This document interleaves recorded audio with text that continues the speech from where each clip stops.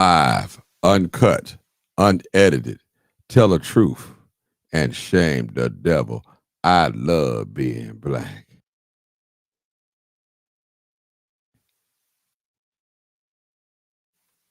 You already know what it is. Live, uncut, unedited. Tell the truth and shame the devil. I love being black. All right, all right. I'm back. I'm back. We had a great show last night. We were talking about the welfare benefits, the SNAP benefits. Great show, great show, great feedback, great guests. We had Teamwork Inglewood. We had West Side Justice Center, and they brought some truth and they straightened up a lot of things. So tonight we're going to talk about a variety of things um, that was said. We're going to talk about the benefits. This is such a hot topic. Everybody wants to know what's going on, even those of us that don't receive any SNAP benefits, you know. And I want to pose a question to um, our people, to the blacks, to the black community. But before I get into all that, I want to get, you know, acknowledge some people and wait for a few more people to come on. We're going to take some phone calls and I appreciate everybody for your opinion. Now remember, you don't have to agree with me. Just let us be respectful. And once we're respectful, we can, as they say, agree to disagree. I just don't want nobody to be on cussing somebody out, you know. So do me a favor. Would you tag someone? Would you share, like, if you're on YouTube, if you're on Twitter X, make sure that you share this video. All right. And and I want this video to be interesting. And we got people just come on here because they don't like Martin Johnson. Whatever he say is not right. And that's okay. I know how to deal with them type of people too as well. But I love being black. I love being black. They can't stop that. See, people, when they hear us say, I love being black, they feel a certain kind of way. Well, what do you mean by that? You're racist and all that. No, I love being black. What's wrong with me saying I love being black? What's wrong with that? You guys got a problem with that? I'm sorry. I know that some of y'all white coworkers, they got a problem with that. But they're gonna get used to it. They're gonna listen to this channel. Because we're gonna recognize our greatness. Trying to get our channel right, clear. Yeah, that's much better. So we love being black over here. I love being black. All right, let's do our check-in real quick before we get started. Acknowledge some of our people. I'm gonna go down the line. I got a few extra minutes. Say good morning, 7716 train. Sharon, see you. I see you. LaDonna Horton, I see you. Dorothy J. Nichols, I see you. I see you. All right, Brother Martin, what's up? What is your name? LT M. That's all I can. Okay. Denise Blue. Hey, you doing? Brenda Clark Dubs. All right. Sharon Williams again. All right. Sandra Collins. Again, I see you. Sharing with Black Power. What kind of power you got, Black Power? That's what I'm talking about. April Williams, what's going on? I see you. Stanley Travis. Hey, Crime Chaser, what you think about Harold Davis take would be on this date we in? Oh my God, man. That's miss that brother. I love being black. I love being black. All right, Renee Jackson. All right. See you. Lisa. Was that Hollyfield? All right. Tone, okay. All right, love by God. All right, love by God. All right, we're gonna break this little welfare thing down, and somebody sent me a screen here, and hopefully, you guys can see it.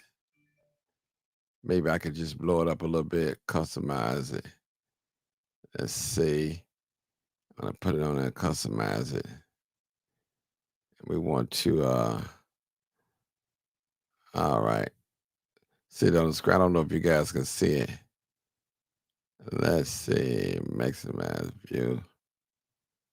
Let's see. We want to fix it. And here's a list of the by race and ethnicity who's on these stamps.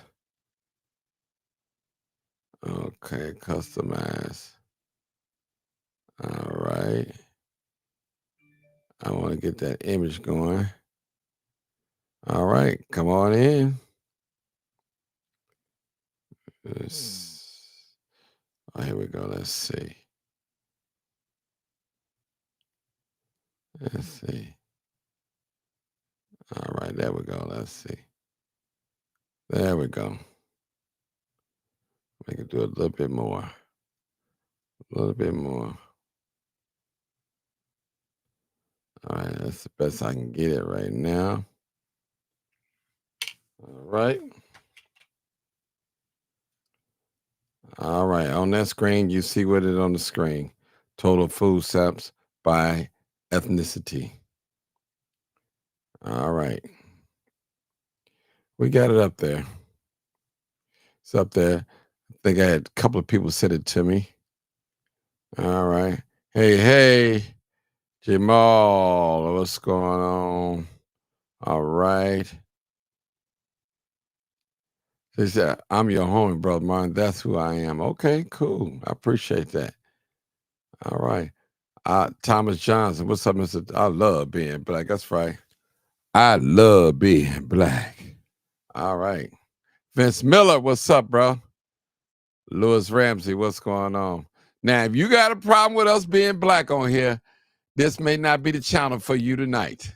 Because this is a black channel here now. We don't discriminate, but we show enough love our blackness now. And some folks got a problem with me talking about I love being black. I remember I was on a protest and they were telling me, you saying don't say that too much. And I was like, what? No. No, no. Come on in here, people. Chicago Sanctuary City. All right. Come on in. There are a lot of things that are going on in the sanctuary city that we don't know about, that we're unaware. And I want to bring it out, a little bit of it. Anthony, what's up? I see you. I see you. I'm gonna stay black. I listen. Ain't enough green money out there for me not to be black. And y'all heard me. Charlene, hey, what's going on? Minnesota in the house. All right. If you I need you guys to check in. Where you from? What state you represent? All right. Lisa, yes, sir. I love being black. Now, some of these people, I'm not gonna lie, y'all. Let me just keep it real tonight. Let me keep it real. I want to keep it real. Okay. Let me get my screen back right. I'm sorry, y'all. There we go.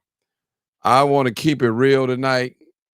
And I'm going to tell my black people, some of us that are receiving benefits and that we're able bodies, we can go out there and do better and go to work.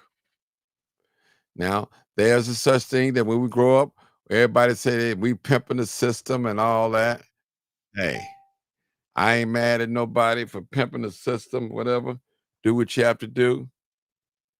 Mm-hmm. Come on in. Somebody do me a favor tonight. All my Facebook watchers, go on YouTube. Watch me on YouTube. Trying to get my numbers up on YouTube. All my Facebook watchers, go to YouTube. Watch it on YouTube for me. Do that for me tonight. And while I go through these, Kenny Nicole, what's going on? Dorothy Nichols, West Side. West Side. All right, we're gonna break the ice, man. Well, let's get this show on the road. I'm not gonna be waiting all day for you guys. I need y'all to call in, and let me put the number up there. It's up. Actually, it's in the title. Yeah, that was in the title. Charlene Court said, "I'm from Chi on the east side, raised as an Army baby, but I was on the south side to the west side in K-Town." All right, Brenda Calumet Park. Okay.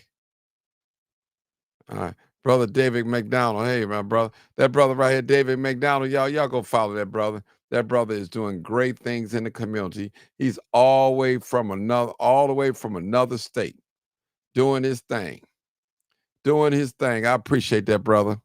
Don't know him, didn't know him from a can of paint, but he was doing his thing. All right, I need my dark glasses because this light's killing me.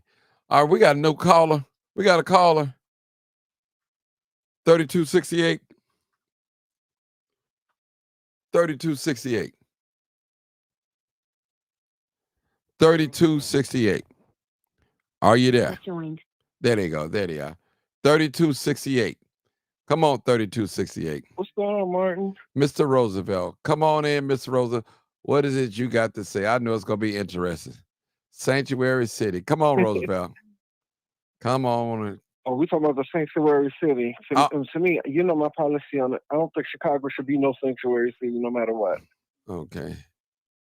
Okay. You know, that's just how I feel about it because the country has just done so much in taking care of people who don't belong here. Just some low-down freaking criminal trash that don't belong here anyway. They just came over here. And right now, the government shut down. So many of us, like myself, is worried about like what's going to happen on Saturday if we don't receive benefits. I mean, will it be safe to go out on Saturday? I mean, if we don't have food or whatever, like, will it be safe to go to a grocery store to get food and everything like that? I mean, because, you know, people are already talking about getting crazy and they hardly don't have anything. But yet they wanted to give all this money to illegal migrants. And the thing is, all this whole government shutdown is all due to stuff that don't have nothing, first of all, to do with us. You know what it's all about? It's all about the Democrats are holding everything up because it's all about them. They want to give money to illegal migrants, money and free health care to illegal migrants, and the Republicans not having it.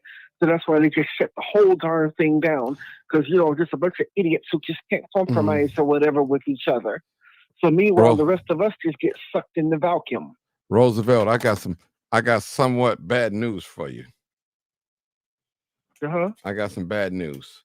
Okay, let me say this. I heard, and I might have a guest speaker on tomorrow. This is what I'm hearing. Okay.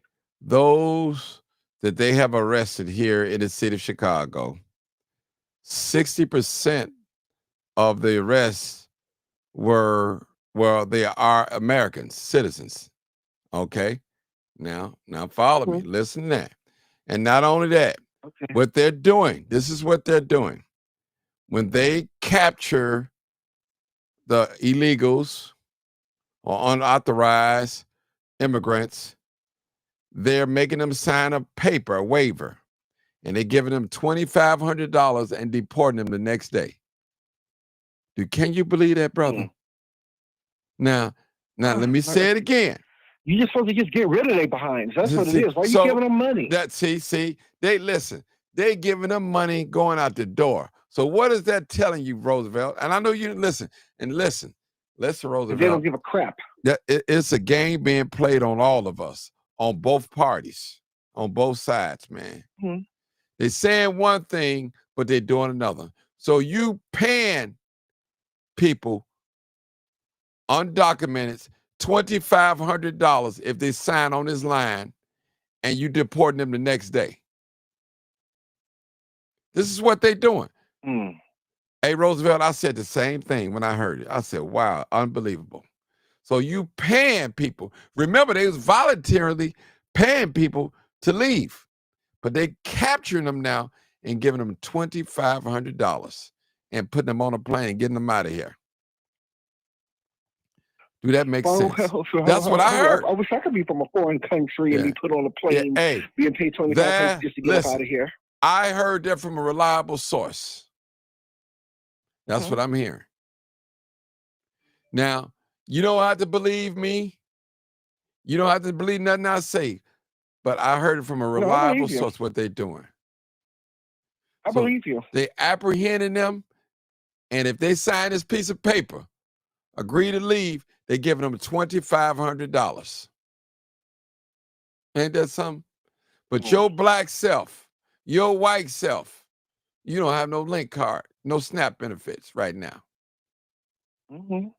Something not right. That ain't right. And I don't know, because at first or whatever, I guess, because on my YouTube channel, I kind of gave a message of peace or whatever, no matter what happens. And I was trying to tell everybody, white Americans, black Americans in particular, to hold ourselves together no matter what happens. Oh, no, I'm beginning to slowly change my mind. Maybe there needs to be another uprising. Maybe we need something much worse than what happened, in the rebellion of 2020 after the death of George Floyd.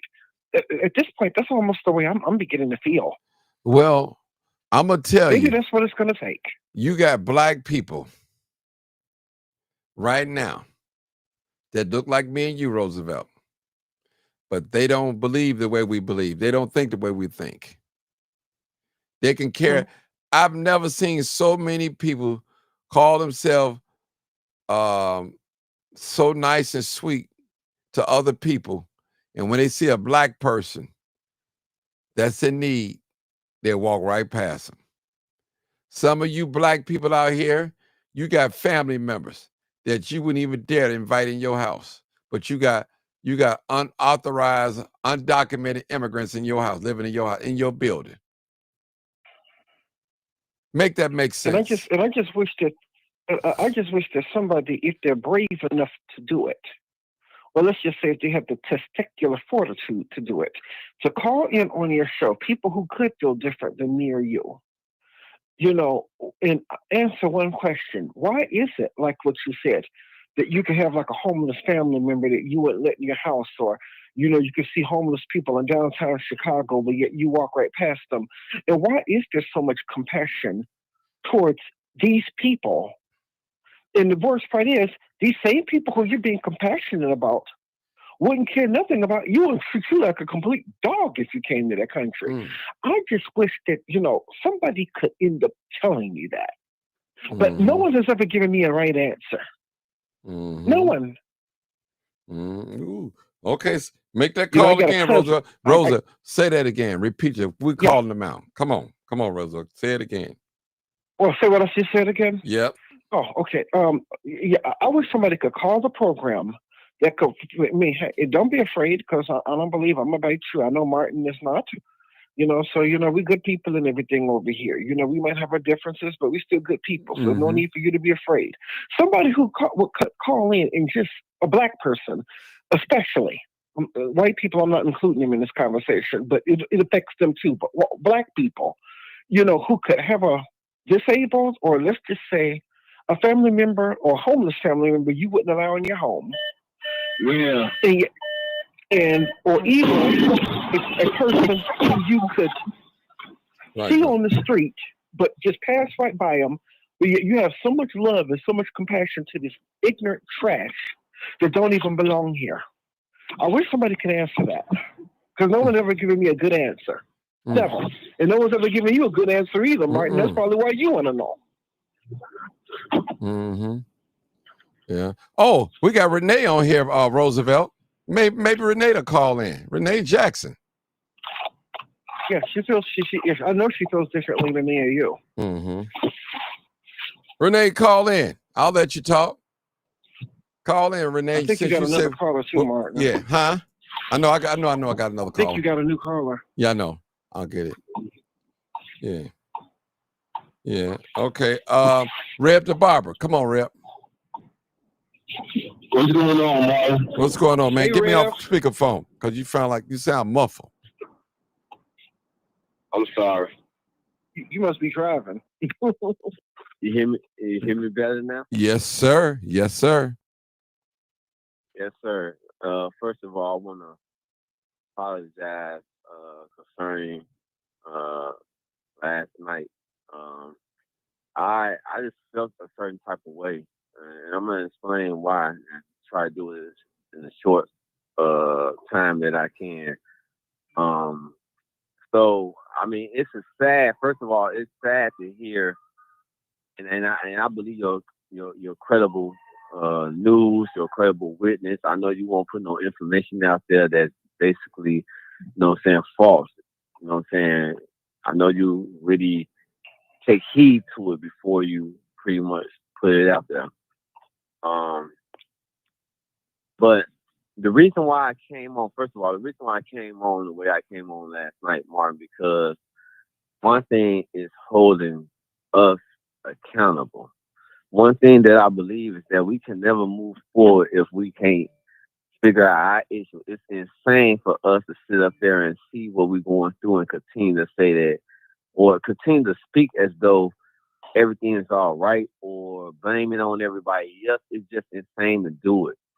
Um, so when it comes to non for profit, and when it comes to major, I say Okay. mainstream non for Okay, profit. Rev. Mainstream. Rev. You don't. I mean, you don't have to really go Uh into huh. it. You don't have to go into really a long detail about it. I mean, you apologize. I'm cool with that. But they didn't come on there for they came on there to explain what was going on with the thing. And all right, so don't worry Right. about it. It's water under the bridge.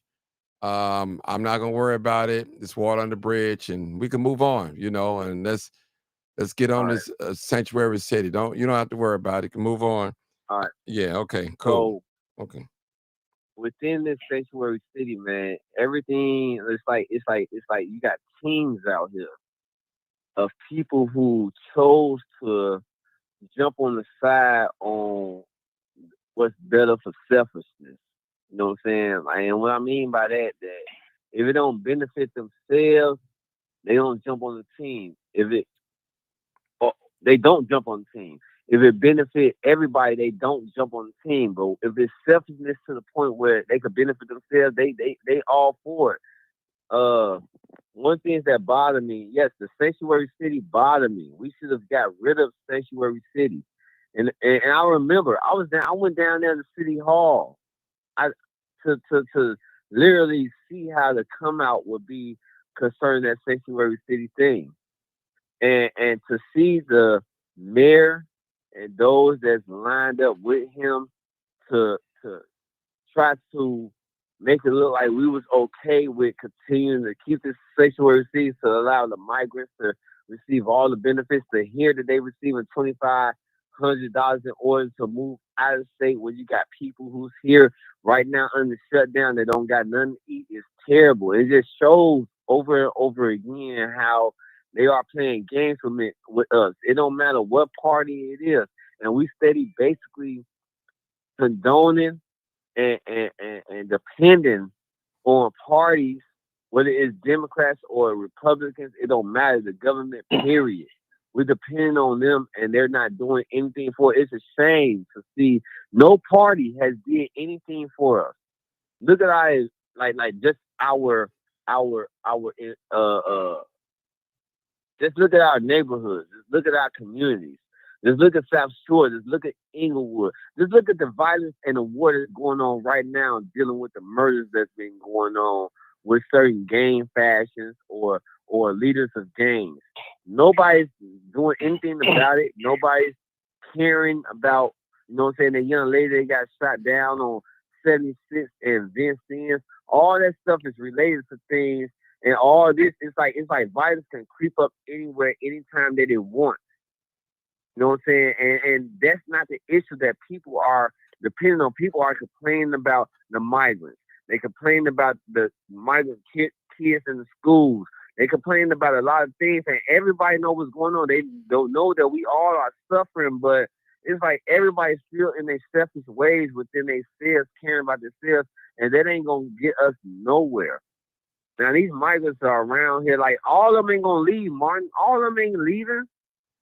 I just rolled past two of them where it was a woman who was assisting her man, and she's in a nice car, and he's parking the nice truck in order to park another nice car right over here in the Chatham neighborhood. You know what I'm saying? They got nice cars, they got food. They ain't even in the lines like that no more. Now that the stamps has been going on and it got to the point where people believe that they ain't getting stamps no more. When you go over on 67, if you go over there like on yesterday, you had more black people in the line than you had any migrants. It was a time when the migrants first came over here. You had more migrants. There were no black people inside the line. And let me ask you, so what's going on? Let me ask you a question. Are you personally upset that the migrants are here, or are you upset at the amount of resources they're receiving, or both? I'm upset at the fact of this is what I'm upset at. I'm upset that they're here, but it's I'm upset more at the reason how they got here and why they here.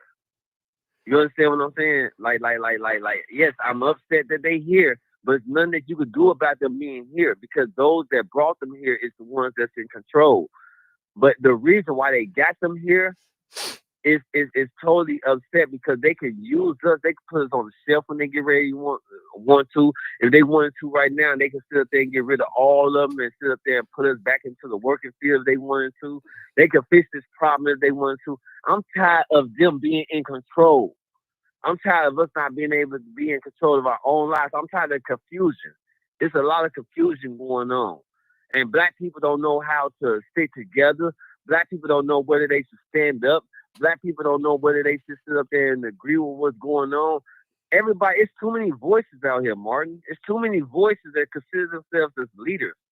There's not leaders for people that have real, true values, the truth and righteousness of the land here in Chicago.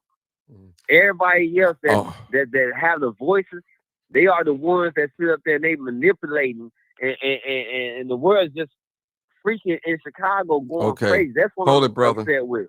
Hold it, brother. Hold it. Okay. Now, this is a personal question from me to you. What is it that you want to see happen with the migrants, the undocumented?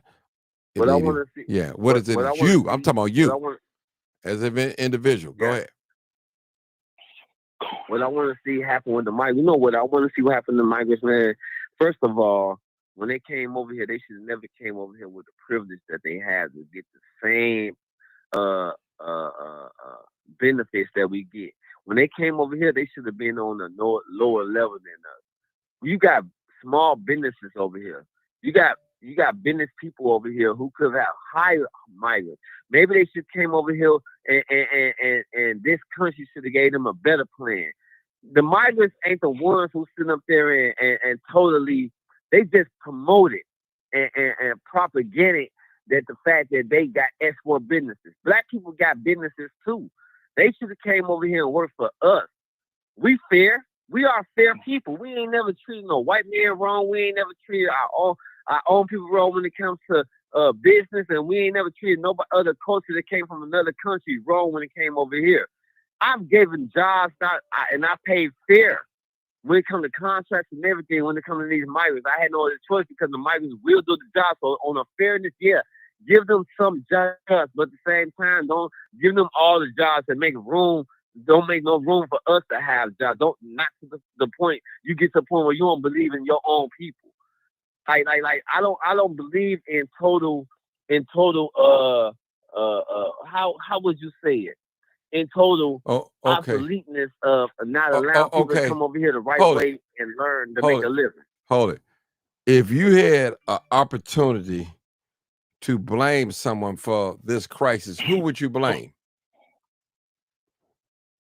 I'll blame us first. Why?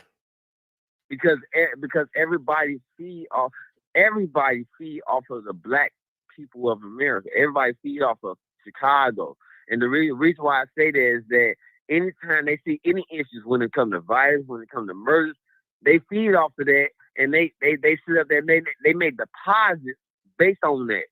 We're giving them reasons to sit up there and do to us what it is that they're doing to us. We give them reason to bring other people in and invest in them more than they invested in us. Us ourselves is a reason for people to treat us the way that they treat us. The manipulation, everything. You know what I'm saying? You got a lot of dumb people that's out there speaking for us right now. And you got a lot of dumb people that's out there sit there with their opinions when it comes to them having the spotlight about black people and black issues right now. But at the same time, the real people is not getting the opportunity to sit up there and say, hey, this is what we can do for ourselves. Yeah. Hold it, Reb. Everybody that, hold it. All the leaders and hold everything that's running for office right now. Hold it, Reb. Roosevelt, what's your thoughts on what he's saying? What's your thoughts? No, what he's saying is good and everything. But the thing is, something, yeah, it might start with us to a point. But the thing is, I feel it starts much more with the politicians because it's them who created the laws. It created the policies, but looking at it from his side, is that, yeah, I can kind of blame us too and everything because I feel that us, instead of all the way, I had a friend of mine saying, well, black people just tolerate so much because, we're loving, forgiving people. No, we need to stop being, I'm sorry, we need to stop being so loving and stop being so forgiving. Because when they tried to take these illegal migrants, which pretty much had the same culture as Mexicans or whoever, and they tried to put them in their neighborhood, no, it'll take a politician to stand up. The residents as a whole of Little Village and Pilsen stood up and said, we don't want them in our community. And they didn't put them there. But, so therefore, so they ended up putting them in the black community and everything, and black folks and stuff was just like going along so much with it. And then, on the southeast side and everything, you find some black men now or whatever who, starting to date some of the Venezuelan women. Because I remember one day or something, I was in a restaurant and everything with one of my best friends or something, and I saw a black guy come in with a Venezuelan girl, and I kind of mumbled under my breath, oh, look what the cat just drug in. And then here she goes. He's like, yeah, boy, don't get your behind whooped now. But it's us who help to tolerate it because everybody knows exactly how we work. How, we like what Reb the Barber said, how we are a good people, how we are a fair people, how we are forgiving people. So we tend to forgive every single slight or trespass or whatever it is. And we forget about what went on with the past. And, just go on just anyway. When every other culture or something, they couldn't have pulled this over on Jewish people on the north side because they remember their past.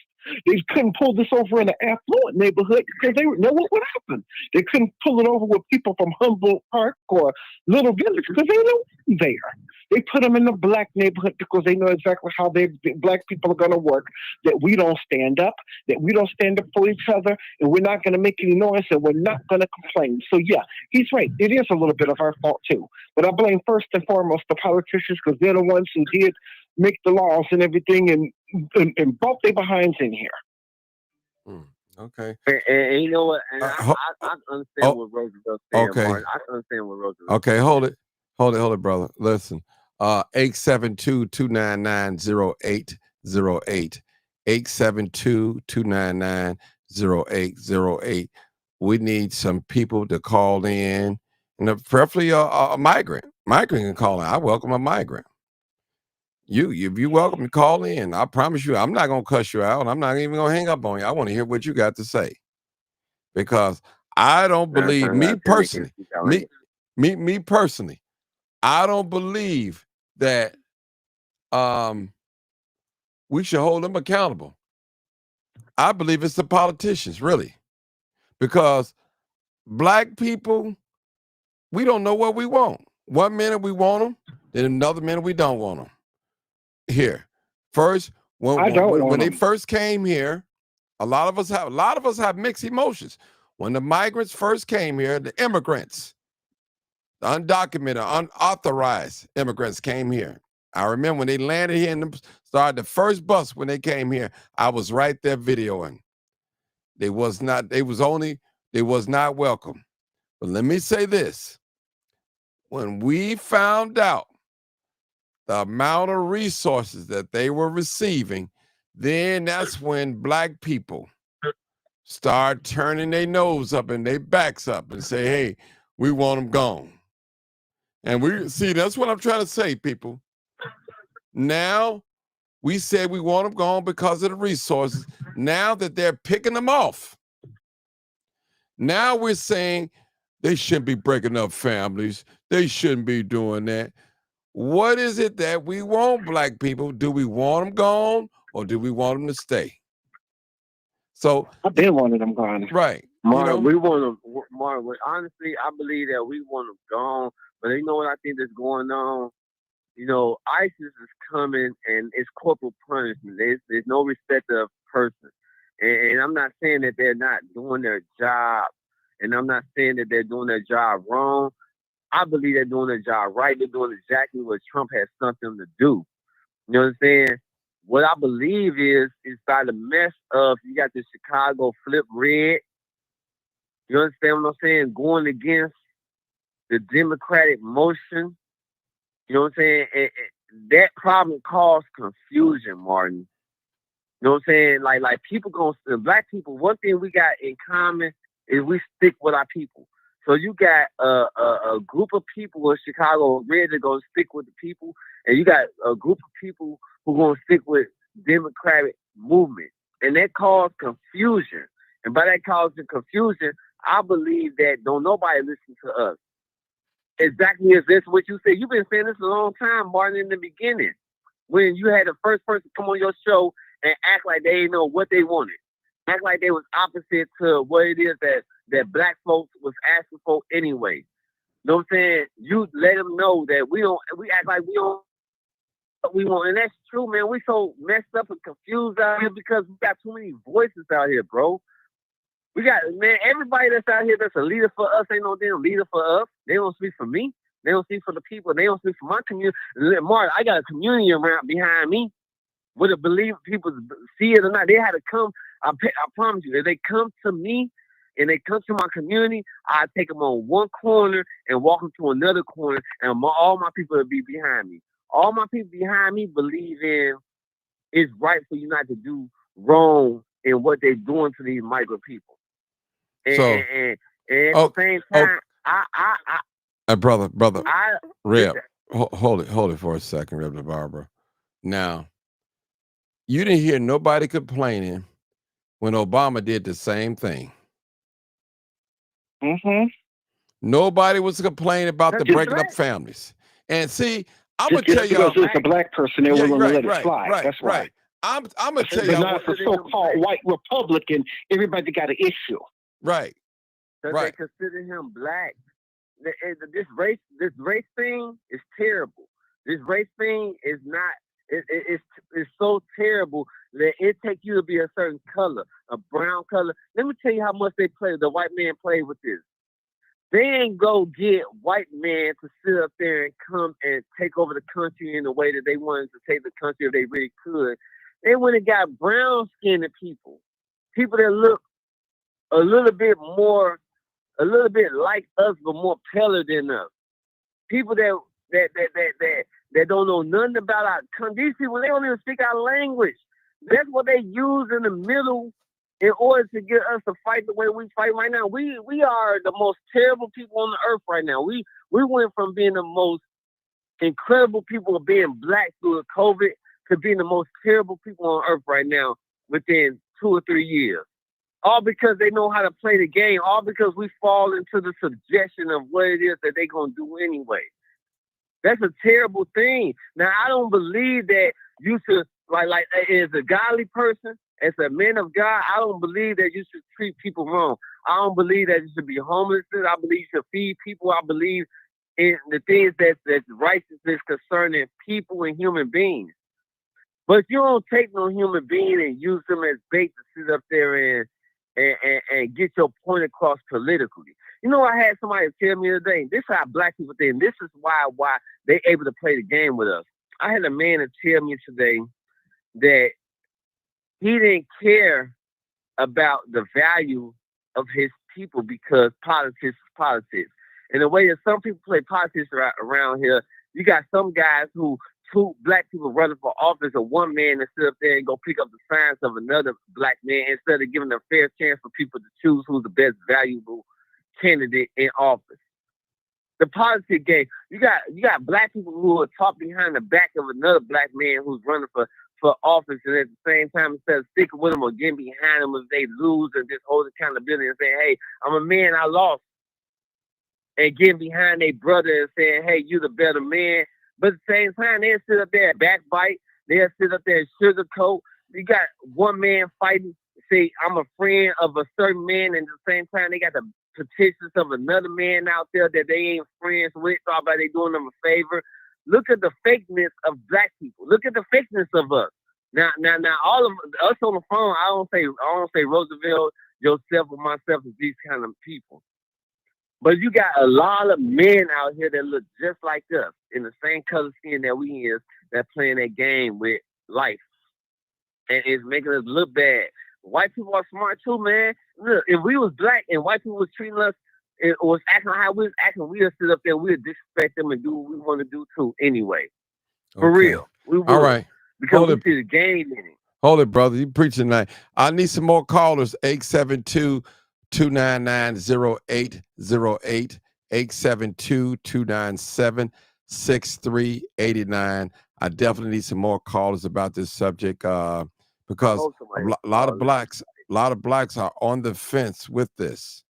They're not mad at the migrants. They're mad at the resources that the migrants are getting. And now that they're removing, hold it. Now that they're removing the migrants, now that they're saying, well, that's inhumane. You breaking up families and all that. Now, which one do you want? Do you want them gone or do you want them to stay here? I got a new caller, people. I got a caller just called in. Area code 513. Are you there yet? I think they just called in. 513. They just coming in. So listen to the prompts. Hold on, people. So my thing is, what is it that we want? What is it that? Oh, there it is. Okay, 513. I want some black people to shut the hell up. That's what I want. Yeah, 513. Come on, caller.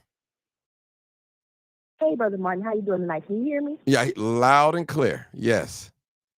Okay. I called you before. I was talking about the need for skilled leaders amongst our young black males. So calling in tonight, and I wanted to talk about the possibility that the government may never open again. And as Black Americans, we have saw our country. This is our country. We're not going anywhere. This is our country. I feel like they tricked the migrants. I got free housing. I got free cars. I got free this and that. And they knew that Trump would come back in and reverse all of that and basically order out of chaos. But for us, we have to begin to get. I grew up in the time, Brother Martin. Remember rent parties? Remember the candy lady? Mm-hmm. Remember the corner stores and the barber shops, and they were black owned, and we had a sense of community, and we loved each other. Remember when we used to check in on our elderly and make sure that they got a plate on Sundays when Big Mama would cook, and we made sure that neighbor down the street who we didn't really know, but we know people didn't check on them, we always made sure that they ate. We've lost that. I don't mean to sound cruel, but I don't care about the breaking up of families. You're talking to the descendants of slaves. You knew how this country was established. You knew how they brought us here. So what makes you think that they would be kinder to you? What would make you think that your child's safety and well-being is any less than the people who have established the country for 400 years?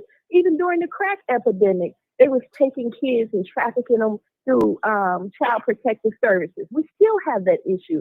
So I'm not going to be tricked into being too empathetic to the police or immigration services coming down on immigrants when they've done that to us, because we've been here. But as a community, we have to switch our culture back into loving each other and caring each other. That way we can provide for each other. Right now, too capitalistic, too individualistic, still celebrating Christmas. Can't wait to get a white man all your money right back at the end of the year. Whatever the kids want. They came to iPhone 16, 17. It's a same phone with a new color. We're going to buy it. We have to change our culture and get back to us as a community. And I see in the chat often we have the principles. We lost the policy or running numbers. We lost those group economic principles, and we have got to get back to them, or we will be starved out. We have to stop thinking that the white man is going to come and save us reparations or through EBT. Develop community gardens. Community gardens are a real need. We have to start talking to these church pastors and putting fear in their heart. You know, you're worried about getting to heaven, but you just took 10% of the income of our community. We need that back. And we need to start talking like that, Brother Martin. Okay. Now, I'm just gonna say it. I'm gonna keep it real. I agree. Okay. I try. Hold on, Buck. Okay. Somebody make some noise. Y'all got to put your phone on mute. So let me just keep it real with you guys. Can I be honest tonight? Even though I'm the host, and I try to be neutral, but I'm just speaking my mind. What I see. A lot of us. We say one thing and we do another thing. It's fake pain. Now we got this guilt trip. We trying to make other black people feel guilty because we feel that they breaking up families. Everybody, see, the thing is, a lot of people don't know history. They don't know history. When you have an influx of something, and you know who's going to be hit the hardest? Our people, black people. Don't give me that mess. They doing jobs that we don't want to do. Don't give me that mess that they working for cheap labor. They getting paid, people. It's the white man behind all of this. I'm telling you, people. And a lot of us are afraid to speak out because the white man control our finances and our co-workers. We don't want to hurt nobody's feelings. But listen, y'all heard from Mark Johnson. Let me say this, people. And I'll open up the lines. Y'all put your phone on mute. Let me say this. And it's y'all option, black people. You heard from me. I heard Amos Wilson say it. Either we can live in racial tension and be prosperous, or we can live in peace and harmony and be broke. You choose the one that you want. I'm going to say that again. We can live in racial harmony and be broke. Or we can live in racial tension and have our own money. It's up to us. Which one we want? We want to be so friendly and loving and kind with everybody. And we go home broke, sad, fighting a pill at nighttime because we suffering in silence. I'm telling you, people, this is real. Listen, this is serious. I am a loving, kind person. But when I'm in war, when I feel like you trying to knock us off, I'm ready. I'm at war. I'm at war, and ain't no rules in war to me. I know how to war. See, you ain't gonna have me in that sweet by and by mentality. You'll get yours in a sweet by and by. You know, no, I'm not with that. I was brought up in that. That's over with me. I'm on mine right now. And when I die, I want some. But I don't have to wait. I'm gonna go to the next caller, y'all, because I'm getting emotional. It ain't about me. Come on, Buck.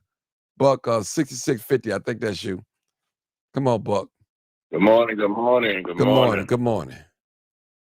Yes, sir. Well, I like to keep it real. Somebody in driving or something got the phone or something, but here go the deal. Being a real brother out here, I've been a street guy. I've been a pimper, player, and a hustler in my life, and I know how the game works. We've been always our worst enemy. They will put us against each other, fighting for some shit that don't even realize that it's about somebody else. Our community ghettos were created by Jewish people when they came to America. When we had a great migration of blacks coming up the north, then they started bringing Europeans up in here around the 1900s, trying to flood the country with them and put them in New York and other ghettos. Yep, in the ghettos and stuff. So they brought them up here to compete against us. And in war in Chicago, knowledge is one of the most things you should know. If everybody, I have friends, and everybody called Trump the devil. Trump was a Democrat at one time, okay? All right, you had a guy named Richard M. Daley who was probably 10 times worse than Trump could ever be.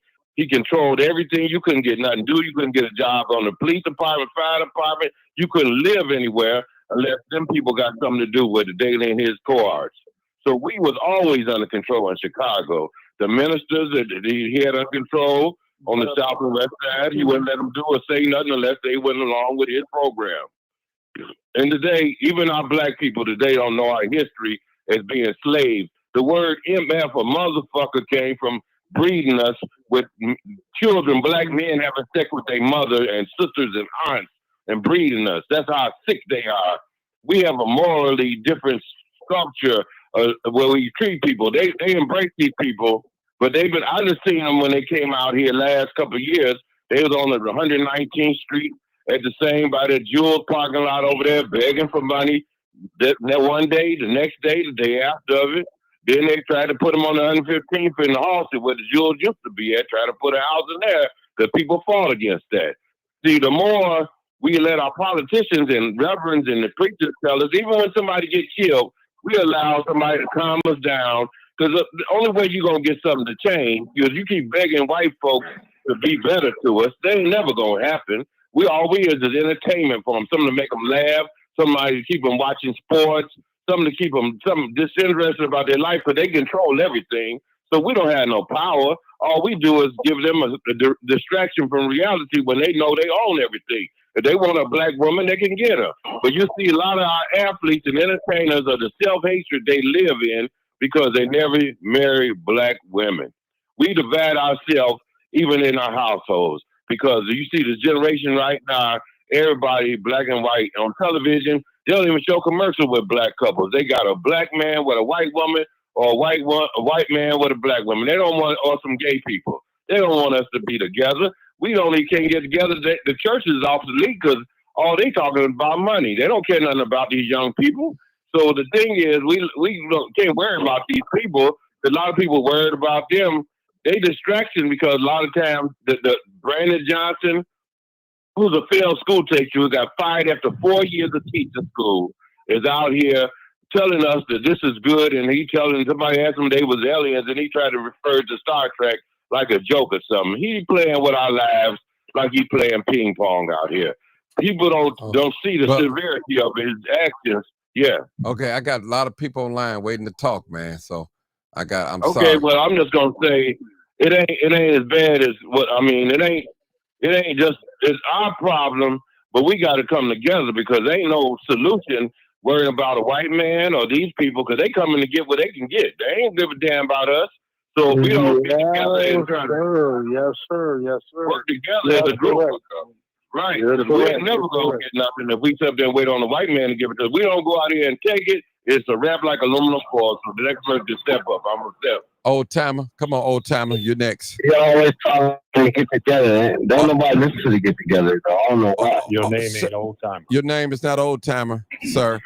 Old timer, you're next. Go ahead.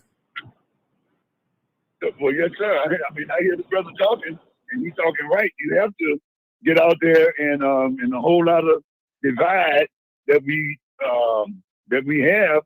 We don't know where and how to really attack this problem because it's already settled in. The white man know what direction that he wants to go in, and all we doing is just want, as we put it, piece of the pie. That's what we like to say. We just want our piece of the pie. But that piece of the pie is going to always be something that you're going to have to be reaching for and fighting for. We fighting for better schools. We fighting for, we say, better neighborhoods and piece of the money and stuff. And try to do some type of investment. So it's a lot with other people. I mean, other people they got big old malls, big old stores and everything. We got little strip malls, and that's what we satisfied with, because we really don't have it. We had a black mall at one time, but that seems to have gone by the way, and so we just stuck. We running from here to there. But the thing of it is, a lot of these people is on here talking, and then Everybody need to get a job. Everybody need to get a job. Sir. But he needs to get a job. Sir. But I'm saying, but a lot of these people on here talking, but then they turn around and saying they voting Republican. So now if you vote Republican, Everybody struggle, but everybody needs to get a job. And well, I understand that. I'm not saying everybody Old needs to get a timer. job, but I Old just said timer. that. Old timer. Huh? Oh, would you please stop that Republican Yeah. talk, man? You love to brag on white folks. White folks, they Okay, Democrats and Republican, man. Please, bro. Well, I mean, I heard the person people have talking about this. I heard the old person- timer. People have a right to vote Mhm. and choose the party that they want. That's their freedom to do that. You can't take that away from them. Everybody's not going to be Church of God in Christ. Everybody ain't going to be Baptist. So Well, I you heard can't, that- you got to let right, people. But I heard somebody Yeah. talking about the big beautiful bill. Right, They talked about the big beautiful bill. That- But the big beautiful bill comes from other partners. right. Partner is the one that put the big, and y'all voted for partner. And, So yes, you get what you voted for. and guess Man, what? y'all say talking about Trump. Why y'all say talking about Trump when you got the Democrats playing a role too? Hold it, sir. Okay. The Democrats play a role Sir, too. sir. Okay. He ain't talking about that. Yeah, I'm about to mute everybody to talk calling y'all because we not trying to get a screaming match. Go ahead, old timer. Go ahead, old timer. Okay. So the big beautiful bill is something that's going to hurt a lot of people, and if the Democrats sign over to what they want, then brother, your goose gonna be cooked. That's all it is. And they're showing you that if once these benefits and these things kick in, it's gonna be like a balloon payment. It's gonna be like a runaway train. But there it is right here. They're not backing off from it, and so now we got to fight. And they even turn around and talk about, well, these people shut down the government. Okay, well, let them sign. Force the Democrats to sign that bill, and then see what happens. Mm. So they're trying to fight for the people. Well, They're let me. trying to hold their line But for the well, people. old So- timer. Let me say this: there's Mhm. nothing. That bill. What they doing right now is almost identical. Almost is earn fair. Earn fair. They make you work. They make you work for your earnings, whatever, your benefits. So, I mean, I think it's a curse and a blessing too, in a sense, because some folks need to feel the heat and push them on out there, push them out the nest so they can go and do something for themselves. And we see a lot of us, and I'm speaking about black, not all of us, we are dependent on a lot of things. And I know we don't have no money for health care and all that, but we're dependent on certain things. And if I got to go out there and pick some fruit, if I got to go out there and shovel some manure, if I got to go out there and stomp some cans, I got to do what I got to do to feed my family. So it is what it is. Sometimes when we give people things, it cripples them. Period. It does. It does. When are we gonna leave the nest and try something on our own? Some people have the mentality, brother, that they don't want nothing else. All they waiting on is a handout. That's all they waiting on, some of them. Mhm. Some of us need to change our mindset. Period. And it's sad, brother. It's sad. I hear people on the internet talking about, I keep weed on deck. You selling your link. It's real out here. It's real. Then you got your child's father or boyfriend or whoever he is. He coming up eating all the little goodies up, the cereal, rolling his eyes at her children. Come on, man. Something got to give. It's getting serious now. It's getting serious. Something have to give. People have to produce. Young lady, if you listen to me, you cannot allow no man to come over your house and eat up all your groceries. Then get mad at the government because they're not giving you nothing. Period. You got to stand on it. You got 4 mouths to feed, 3, 2, or 1. It is your duty as a parent to make sure your sons and daughters eat. Period. Why are you feeding the neighborhood? Feed your children. That's your responsibility. And if some left over, then you can give some away. I have to say it too, because it kills me. I see a lot of young ladies complaining about the food stamps, and rightfully so. But now you're going to be careful how you spend them now. You're going to cash them in. You're getting that outfit, getting your hair done, your nails done with your food stamp money. You're doing everything with the money except what you're really supposed to do with the money. Period. I think I had to say that, and I think I'm worthy of saying that, old timer. Go ahead, finish up, old timer, and I'm going to 206 next.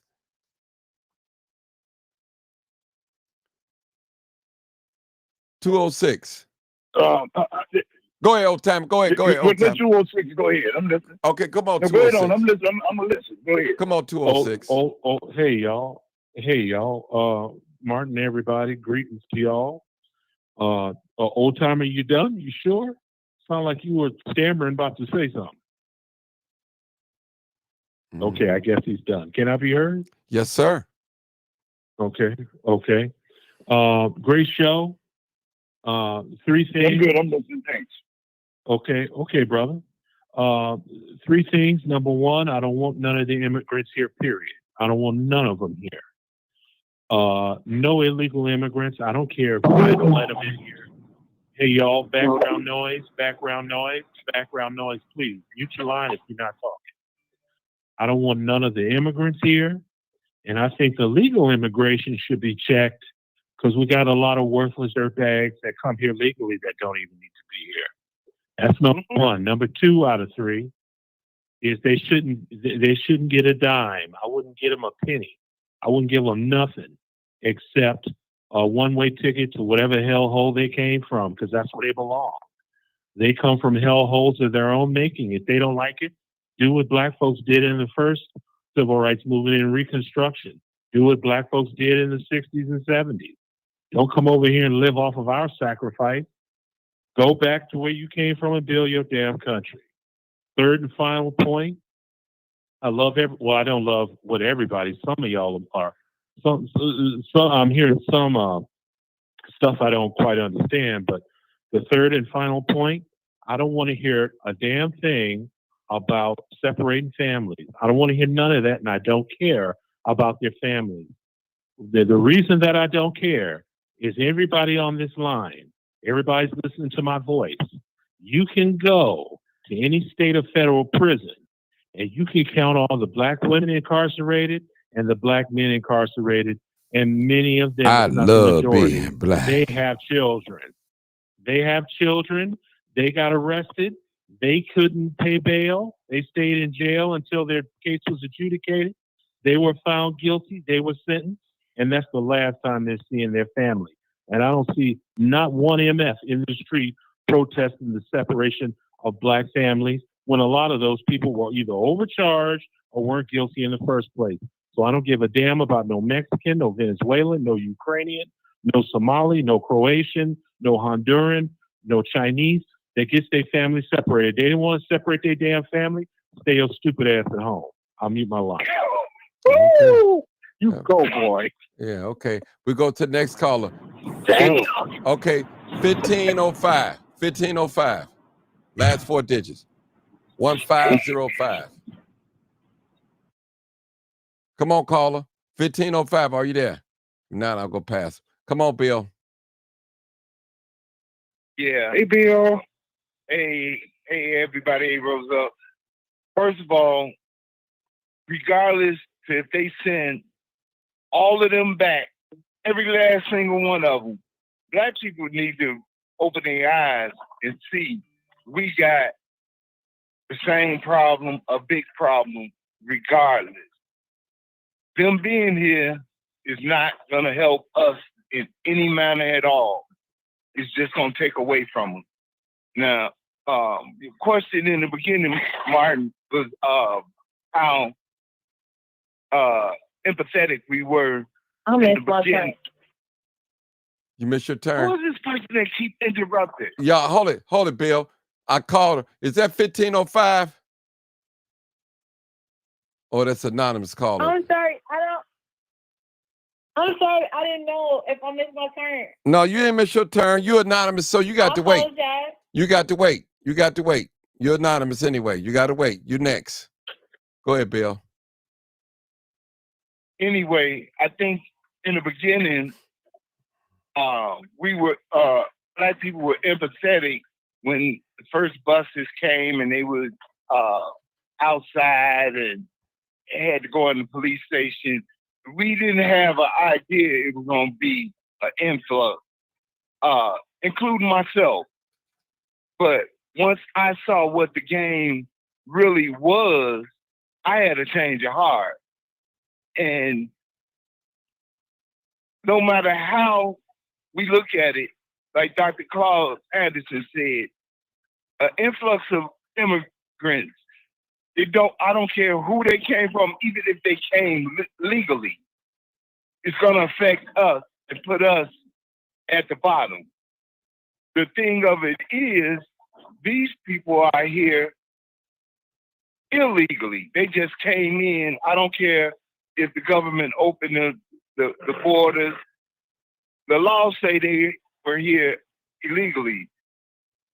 I'm not mad at them for wanting opportunity, taking resources, because if I had a chance and we had a chance to take advantage of some resources, especially in the realms of reparations, we're going to do just that. But it's our politicians, man. It's our clergy people. It's the people. Most people that I know of in Black, and somebody said something about Flip Red and Chicago Red. They on the same page, basically. They want these immigrants out of here. And they sent them to our Black neighborhood, not because we so loving and caring and forgiving, because really, we not. We are some of the most vindictive, I'm going to get you back, stab you in the back people it is that walk the face of the earth. So they don't care about that, especially what they see in the media, the crime and assaults and stuff amongst each other. So it ain't that. It's just that they don't care. They don't care at all. You can march, you can say what you want to, show up in city council and all above. They just don't care. They don't care what we feel, how we feel, or what we say. We got bad representation all over Chicago, and it's real ironic that there's so many of us that don't want them here that they can't ignore the fact that people are speaking out about it. They just don't care that we saying it. They show you in City Hall when you look at any of the clips. Totally on their phone when those people are down there expressing the way they feel about different things. Just totally ignoring them and disrespecting, you know? It's bad representation. We got had a rally, No King. Most of those people are not even from Chicago. You got people going up against ICE. Them the same people in No Kings that's getting paid to do stuff. So it's not no representation of us at all. We're not even out there. It ain't even a representation probably of the majority of white people. This is the white people in power and the power structure, whether it be Democrat or Republicans, playing games. Okay. Land that plane, playing Bill. politics. Yeah. That's all I got to say right now. Good point. It's my turn. So I think I got a lag.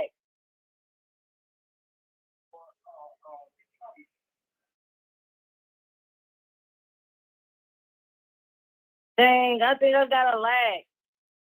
Hope everybody's listening. Hey, Oh, Martin. thank you, Bobby. Martin, thank you. We can't hear you, Martin, if you talk. Something that happened, Martin. I only hear you all. I don't hear Martin. I hear all of you. Martin probably went to the washroom. Can y'all hear me now? Sitting I'm right sorry. I hit the wrong button. Can y'all hear me we now? can. Y'all can. Now, Martin. Okay, Come on now. Get back in and put it in order. Okay. All right. Miss Anonymous, real quick.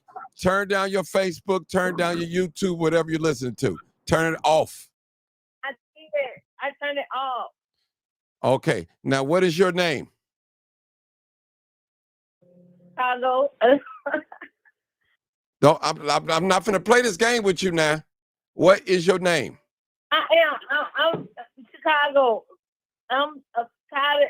What he said is not okay because we all fucking immigrants or whatever. I'm not no Like, immigrant. We do. I'm not no immigrant, ma'am.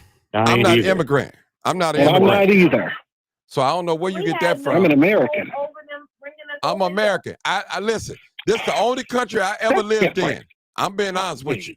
I was born in this country, and I'm not from no other country. I'm born right here, so I'm not an immigrant. So I don't. How about you? Are you Right, you immigrant? might as well get on with that noise she's gonna say. No, let You her might as talk. well get on with that noise she's gonna say. Let her talk. Yeah, because I already know where this is going. I know where it's going to, but let her talk. Let her talk.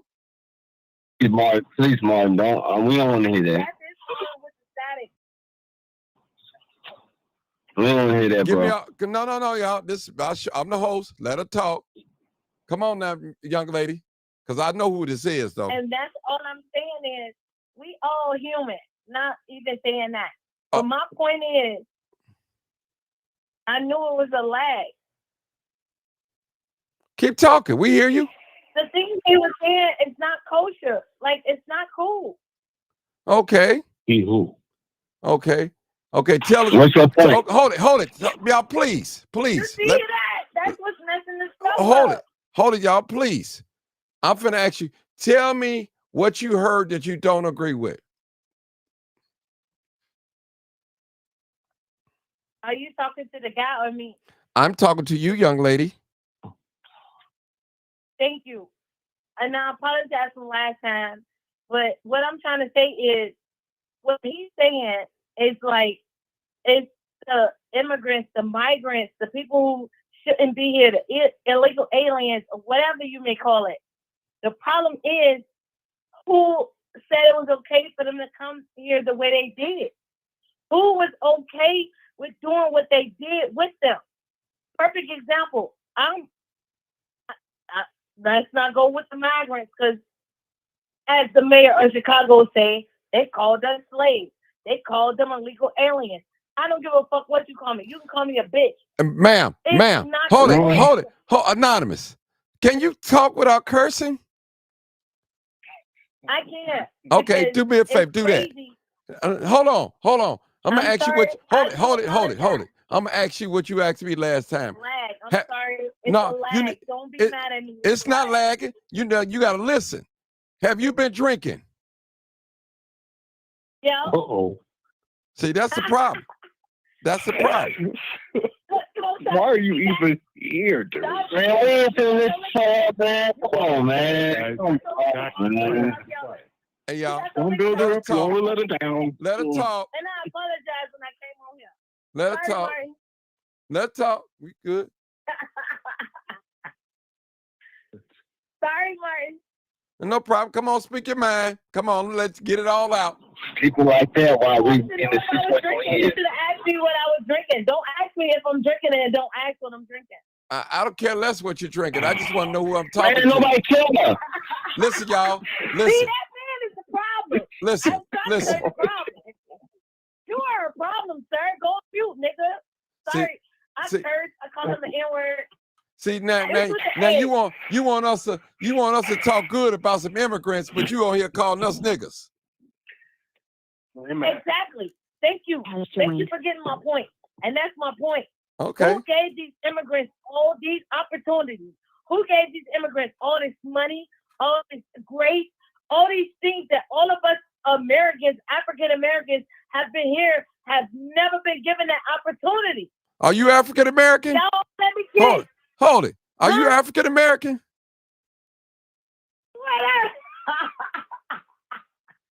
So now the race matter? No. I'm asking. I'm asking you. Can you answer the question? Better be African American. Sir. Look at him. Who is him? Sir, Look at him. sir, please, man, please, let me talk with her. I got this. Answer the question, young lady. Look at him. Answer the question. Answer the question. I'm looking at the TV. It's a lag on the TV. I'm listening. That's know why it's a lag? Because I told you to cut it down. You trying to look at yourself on TV and look at my expression. You making it hard for the yourself. TV on mute. Yeah. You getting 2 views, bro. Okay, ma'am, you give me a hard time. I'm about to bypass you. Everybody hit the like button. Everybody hit the like button. I don't need you. Hey, listen, I don't need you to tell them people what to do. I'm good. I'm good. Okay, come on, sir. Come on, 7975. I had enough of her. Go ahead. Good evening, Martin. I have one thing to say. I want all them immigrants out of here. By any means necessary. I don't care about their families. If Chicago don't stand up on it and hold it down, we're going to wind up just like California. I've been to several countries, continents, and islands. Them people do not give one blink about FBAs. And one more thing before I land my plane. Them Democrats is the one got this country shut down. They want to give all them people free health care when American people don't get free health care. And that's all I have to say. That's what I told you in the beginning, Martin. Mm-hmm. Well, I can't. Well, hey, it is what it is. You know, man. Whew, that's something.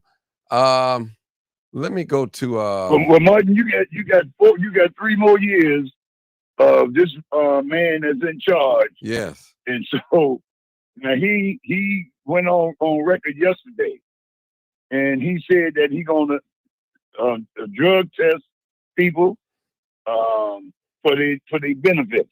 In order for them to get their benefits, they're gonna have to be tested for drug use, and everything that he can come up with that's gonna go against black people. That's what they planning on doing.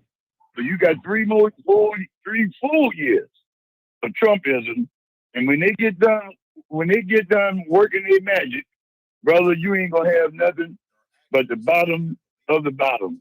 That's gonna be because they not like us. They don't feel sorry for people. That's not the cloth that they cut out of. Well, and they've been told not.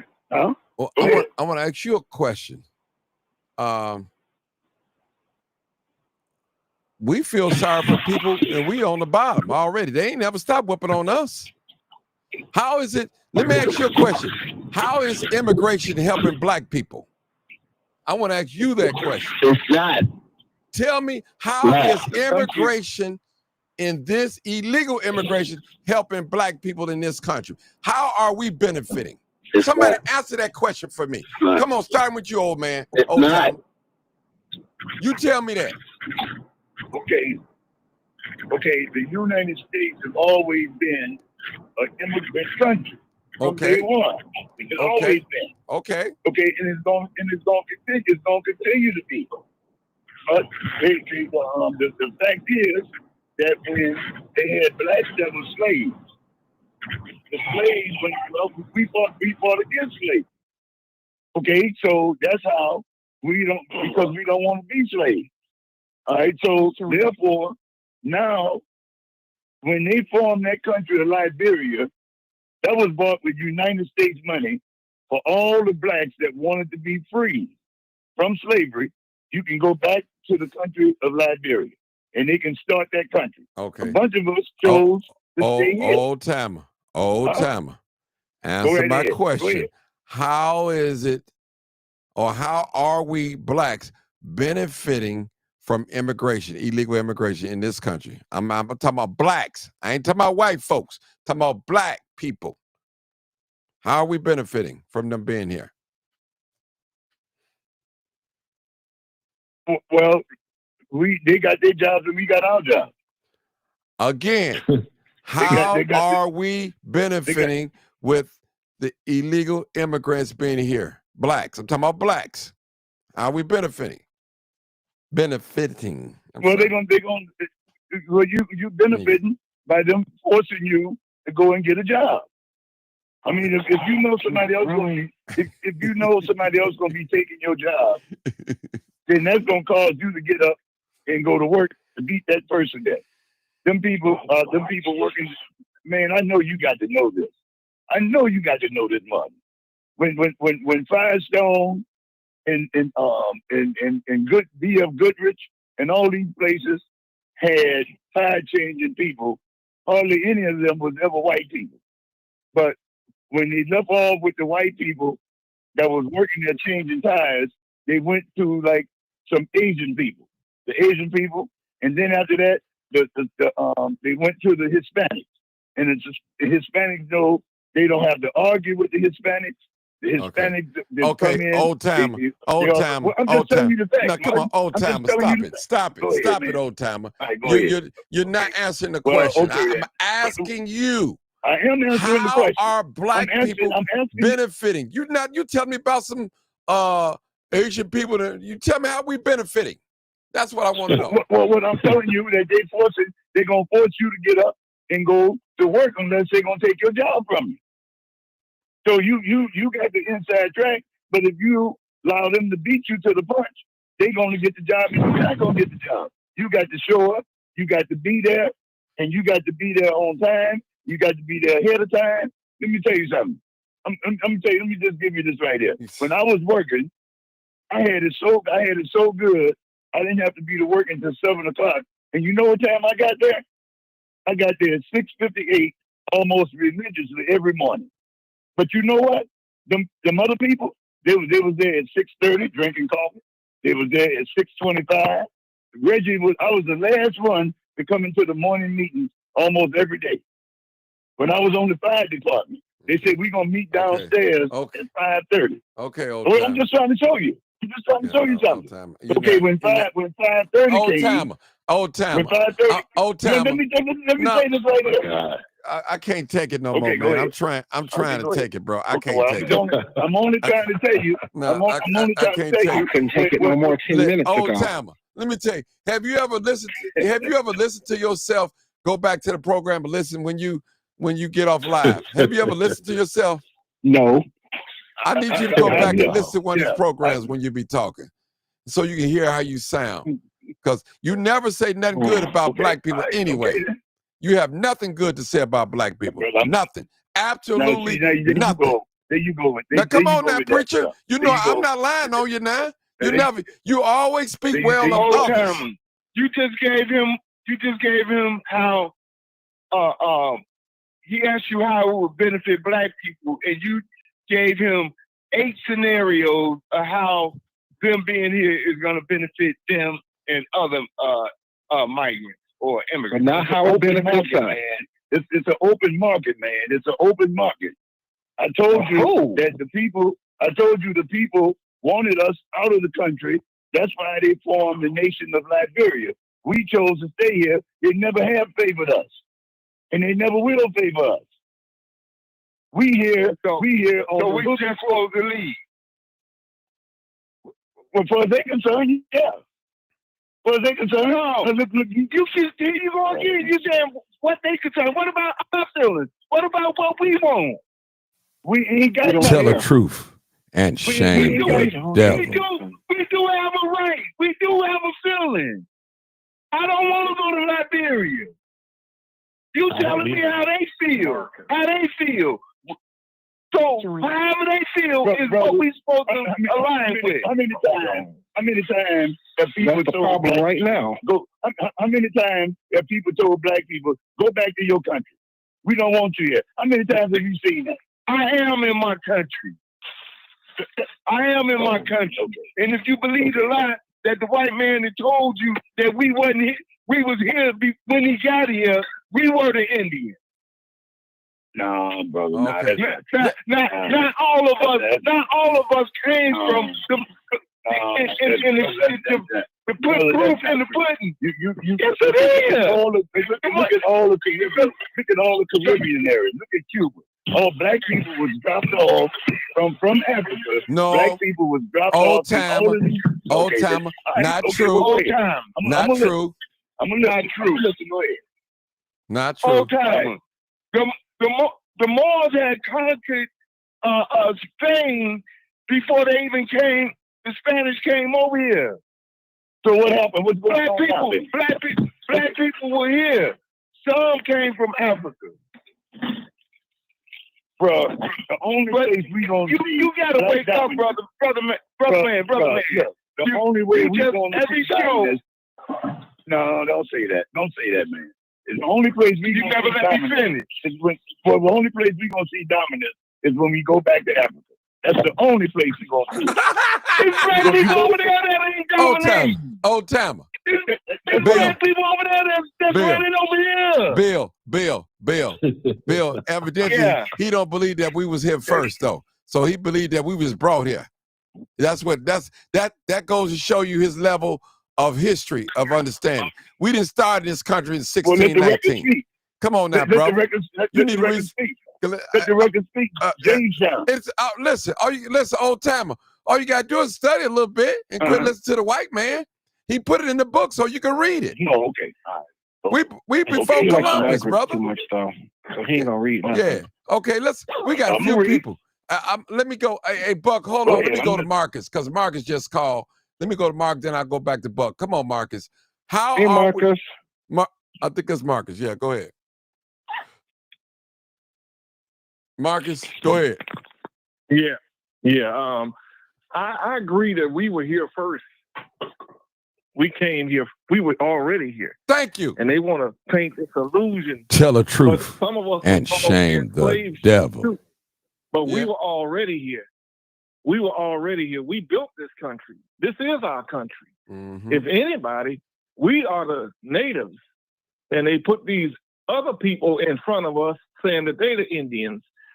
Why I know this? Because my family is part Indian. And they were black. They were darker than dark. So I can't say that we're all from Africa. This is our country, and we need to quit saying that it's not. This is our country. And at one time, this was a part of Africa. It broke off. Mm-hmm. So this is our country. That's the age-old argument. And the white folks just been taken from everybody. They don't care if don't nobody eat. They elected an idiot. And before that, we had a sort of an idiot in the White House. This government ain't for us.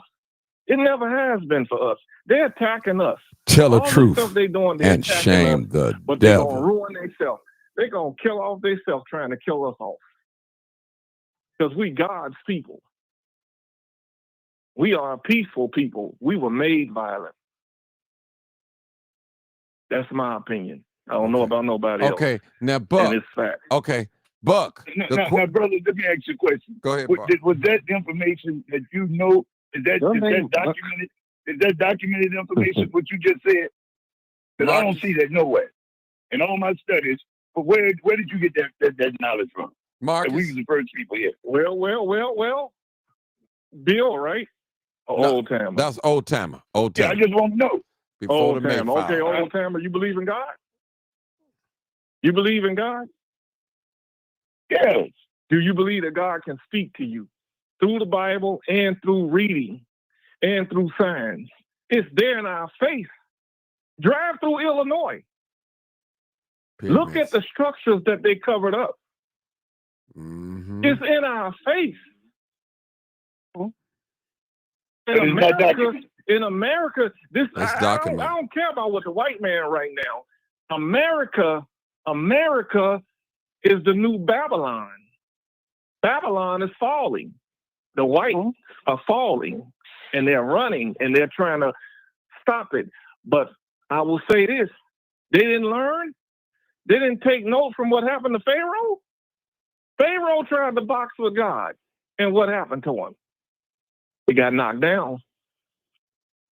Hey, America is trying to box with God. Marcus, hold it. Go ahead, American 206. government is going to get knocked down. Hold it, Mark. Come on, 206. Before the Mayflower. Go ahead.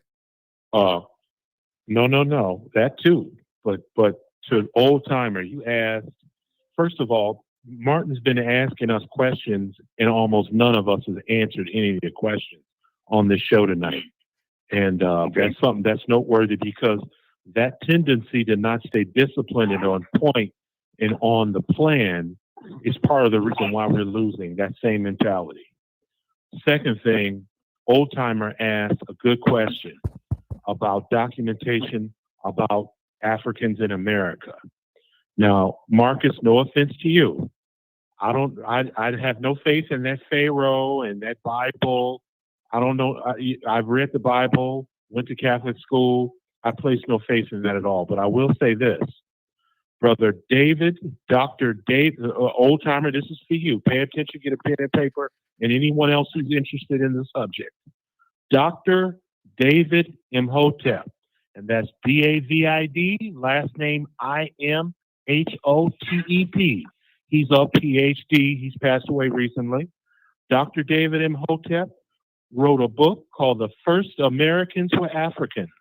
And then that was about 10, 15 years ago. And 6 years ago, he came out, The First Americans Were Africans, expanded and revised. Everything in that book, 250 pages in the first one and 350 in the second one. Everything he said, listen. Everything he put in that book, everything is documented. It's got footnotes. If you read those two books, you'll understand exactly what we're talking about. That's a textbook for you and everybody within earshot of my voice to study. I got them sitting right here. I'm looking right at them. The first Americans were Africans. Listen. And the first Americans were Africans, expanded and revised. I'll mute my line. Okay. No, what I was asking you is the first name was David. You said David, right? Because I believe I read that book. That's what I was trying to tell you. I read that book. I thought his last name was Livingston. But okay, listen, brother, listen. Let me spell the name again, because you won't know unless you get the title and the author's name. I'm gonna give it to you again. This book was never really talked about because he baked the covers on all the stuff we're talking about now. Here's his name again. David, common spelling, D-A-V-I-D. His last name, which is the most important, Imhotep. It's I-M-H-O-T-E-P.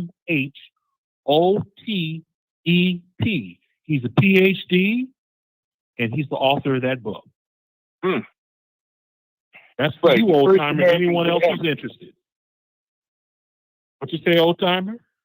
Yeah, the first Americans were Africans argued that the Native Americans were black Africans who reached America at least 130,000 years ago, based on his own research and interpretation of evidence. Okay. Who is this? Is this old timer talking? Yeah, that's old timer talking. Is this old timer talk? Are you reading something? I'm reading what you said. I'm reading what you said about the man. He said you reached it. Huh? You reading something extra that I said? Are you reading it from somewhere? Well, his book, his book, The First Americans Were Africans, argues that the Native pulled it up on the computer. Yes, I just pulled it up. Okay, good. So read it. So you'll know what's happening. Okay, I'm gonna read it. There you go. Okay, I'm looking at it. No, don't read it aloud now. I'm talking about go to a book. No. I'm glancing. Get a weekend. I'm glancing at it right now. Okay. It's 100% solid. And check it out. In that book, he talks about the facts that we're talking about that have been known for 100 years and have been covered up, obscured, so on and so forth. Why are Egyptian mummies have cocaine when they analyze the tissues of mummies that are 3,000 years old? 3,000 years. Why do they have cocaine and nicotine in their systems when cocaine and nicotine only grows in Central and South America and the Caribbean? Why is that, I wonder? That's because they were here in the Americas, but we won't get into it because that gets us off the scope. Brother Martin, I pass it on to you. Okay. Real quick, people. My partner's on here, Vera Giles Norris. I want you guys to wish her a happy belated birthday. That's my partner in crime. Happy birthday, Vera. Happy birthday. From Roosevelt. Yeah. Wish her happy birthday. All right. Okay. Come on, Buck. Thank you for holding, Buck. Okay, beautiful. I almost forgot. The old timer got me to call back. I was finna fly a plane and stuff for real. Yeah, I understand all that. I've been always studying from Dr. John Henry Clark, the late Dr. Henry John Clark. And of course, my boy Dick Gregory, the famous activist and comedian. All this is known. And one thing I want to back up a little bit, the facts when old time was talking about, he was always referring to black people like this is going to affect us the most. 43% of the people that's on link cars is the Caucasian. 27 are black people and 21% are Hispanics. So that is the range of what the people affected. Now, the other fact of it is the Moors were in Spain before 1500. They was there for 700 years over in Spain and in Italy and the countries over there, trying to teach these Europeans how to wash their ass and then try to live in a castle instead of a barn. They was very low class, uncivilized Caucasians. So I feel sorry if old time and look at them as those role models, because these people are nothing to look up to. Okay, it's a lack of self-esteem I see on his part. But other parts is I want to say that it's all that factual. You know, even Picasso copied African art. That thing right by the Daily said as Picasso's art, that's a copy of African art. All they do is copy our stuff. They'll lie about Jesus being white, give you a picture that Michelangelo painted of his family in his house because he didn't have no pictures of Jesus. So you cannot believe everything that we are being colonized mentally, physically, and any other way. We've been bred with each other, brothers and sisters, cousins, and we didn't try to destroy our race since they ever got a chance. They only got a chance after they overthrew the Moors in 1490, after they got Columbus. By the way, Columbus' navigator was black, and so was the first navigator to Antarctica was a black man. So otherwise, they could not know how to go to these places unless they've been there before. So for your doubting information, Mr. Dalton Thomas, Mr. Oldtimer, I see you might be a good guy, but I'm going to digress and say this before I leave off the phone. As you're sitting under your white Christmas tree, seeing our dream of a white Christmas, I wish you the best. But believe that you're a black man, and you ain't always gonna be a black man. So if you love another man over yourself, it's like a slave mentality. When the master tell him he's sick, you say we sick, boss. So you gotta look at yourself, man, and say, be honest. And say, am I a slave mentally? Am I? And that's all I got to say. God bless. Well, brother, how can you put that on me when I'm voting Democrat? I'm having fun with you, but really, I see you always talk negative about black people, but your man sounds like you hate it. You got self-hatred of yourself. You have a bit of self-hatred. Doc, listen, man. We have to face reality, man. We have to face reality on a daily basis. And the white people have reigned supreme over us. Now, we got a strong black middle class, brother. We got a middle class, and we got some upper class blacks. Now the problem with blacks is that, see, black people think that all of us gonna be in the same boat, but they got a lot of upper class that separated themselves from the lower class, and so the lower class is out here by themselves. So those are the people that I'm talking about. Old timer, let me see this. I'm gonna wrap it up. Old timer, okay, go ahead. If you had a business, I'm a 7th grade graduate. I'm a former hen milker, a pepper player, and a hustler. If I asked you for a job and you was an employee, would you hire me? Yeah, I would consider hiring you. Yeah. I said, I say, no doubt, would you hire me? Because I'm a brother. Just because on the strip I'm a brother, you say you'll give me a chance, right? I would, yes. Okay, I'm coming to work. I'll be there at 6:58, man. How much I get paid? Well, I'm retired. So, I'm having fun with you, man. I'll be there at 6:57. How about that? Yeah. Long as you be there before 7 o'clock. I might not show up. I'm a CP time, man. I'm gonna get there as long as I get paid. I'll be there when I get there, and I'm gonna have a good ass reason why I ain't gonna be there. So, like I say, you ain't gonna judge your brother by a book by its cover, because black folks, how the system works. We've been slaves. Our mentality. Most of black people know the game. It's always gonna be hustled in the game.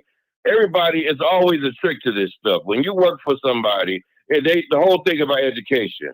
We got to pay a white man to go to school to help him establish his white supremacy over our people. That's the whole nutshell in the whole nutshell of education. You got to go to school to get a better education, to get a job working in the system, in the white man system, to better white supremacy in America. That's what a job, education, everything goes hand in hand.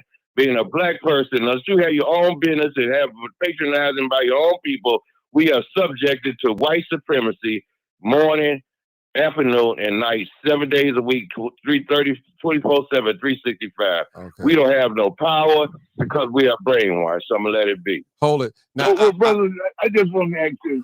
Okay, Martin, why don't you ask your panel? Now, as long as I've been living, I don't never see white people calling one another out of their names, crackers, white trash. But I hear black people increasingly every day using the N-word in every facet of life. Okay. In the church, in the world, on records. Now, but the white people, I don't never hear them calling themselves crackers. I got the answer. I do. Hold on. Brother, tell me then. Hold it. Old timer, do you live around white people? Huh? No. Okay, that's why. Because you never hear it. That's I why. work with them. I work with them. So what? No, I didn't say work with them. I said, do you live around them? Oh, man, come on, man. That's your answer. No, I'm asking you. What's your answer? What's your answer? Question. I'm telling you that we not progressing, brother. No, and you saying I'm speaking negative about our people. I'm saying we not progressing. I just okay. Listen, Go ahead. I'm listening. I asked you, how do you know what they're doing if you don't live around them? Listen, I'm not talking about going to school with them. With them people. Hold it. Now listen, most blacks that live in the inner city, only time they come in contact with white people is on the job, in school, and law enforcement. I'm asking you, do you live around them? Do you live in a predominantly white community? Right. You don't know what they're doing if you're not in their community. Brother, they move out. White people don't want to be around. That ain't what I asked. White people That's not what I asked. Oh, man, I can't believe, man. No, I'm go down like that. Listen, well, I'm just saying, how you know what they're doing if you don't live around them, old timer? You live around a bunch I work with them every day. Listen, I'm not saying working with them. I said live around them. Okay, they've had some that I've lived around, and they do not fellowship with black people. They don't. They don't do it. How you know what they do then? How you know what they do? Because I know it. Because I see it. And they ain't fellowshipping with you. They're not fellowshipping with you. Come on, man. So how you know what they're doing? The only reason why. Come on. The only reason why black people. Hold it. I'm telling you. Old timer. Go ahead. Have you ever been called the N-word by a white person? Yeah. Where was this at? Where did it I was take in the place restaurant one time. Where? It was in the restaurant. And I was in the restaurant, the man was drunk. Okay. And why you think why do you think he said that to you? Well, I mean, he was with this lady, and I was with the woman and everything. And then he just, for whatever reason, reached out and hollered. He said, "Hey, Ian," like that. And how did you feel? Yeah. How did you feel about that? Well, I mean, I looked at it. Yeah, I looked at him. I was in the restaurant, and I thought, I didn't know what was going to happen. So both of us stood up, but ain't nothing happened, and they got him out of the restaurant. Oh, okay. But yeah, I come from the time when they used to say, if you see a boy, spit on him. If you see a boy, slap him, and stuff like that. That's the kind of time where I come from when you're dealing with white people. But I'm telling you, the man did say it. So did you ask him if you see a nigga spit on him? No, I didn't say that. No, I didn't. 'Cause you was scared. That's what right. you said. I was scared. But well, I was with Okay. somebody. Well, Normally, probably somebody may have Old was back timer, there and jumped on. old timer, let me help you out. They do call each other's name. They do say white trash and rednecks, hillbilly. They do call each other names, old timer. Well, they do have You, it. you don't, Well, they old do- timer. they do it and Listen they to make money me. off. Listen to me, old timer. You don't live around them, so you just going by what you see on TV and all the or working all No, that. they do it and make money off it. Yeah, Martin. yeah. Come on, but, man. hey, Why don't you admit it? Hey, The old man timer. said you must be a Old redneck. timer. Come They on, called man. each other these I'm listening. names. Go ahead. Believe me. They do it, brother, but they make money off it. They accept Well, it. The man said you might be a now redneck. you just The man said you might be come a on, Trina. I'm tired of him. Come on, Trina. Okay. Come on, go ahead. Trina. I heard Trina. Hey, on. Martin, let me ask you a quick sidebar question. Yes, ma'am. Martin, you went to Hyde Park, right? Yes, ma'am. Martin, did you? Oh, I already had asked you. Was you one of them Casanovas at the damn high school? No, I wasn't no Casanova. I wasn't. I didn't consider that. No, Trina, I wasn't Casanova.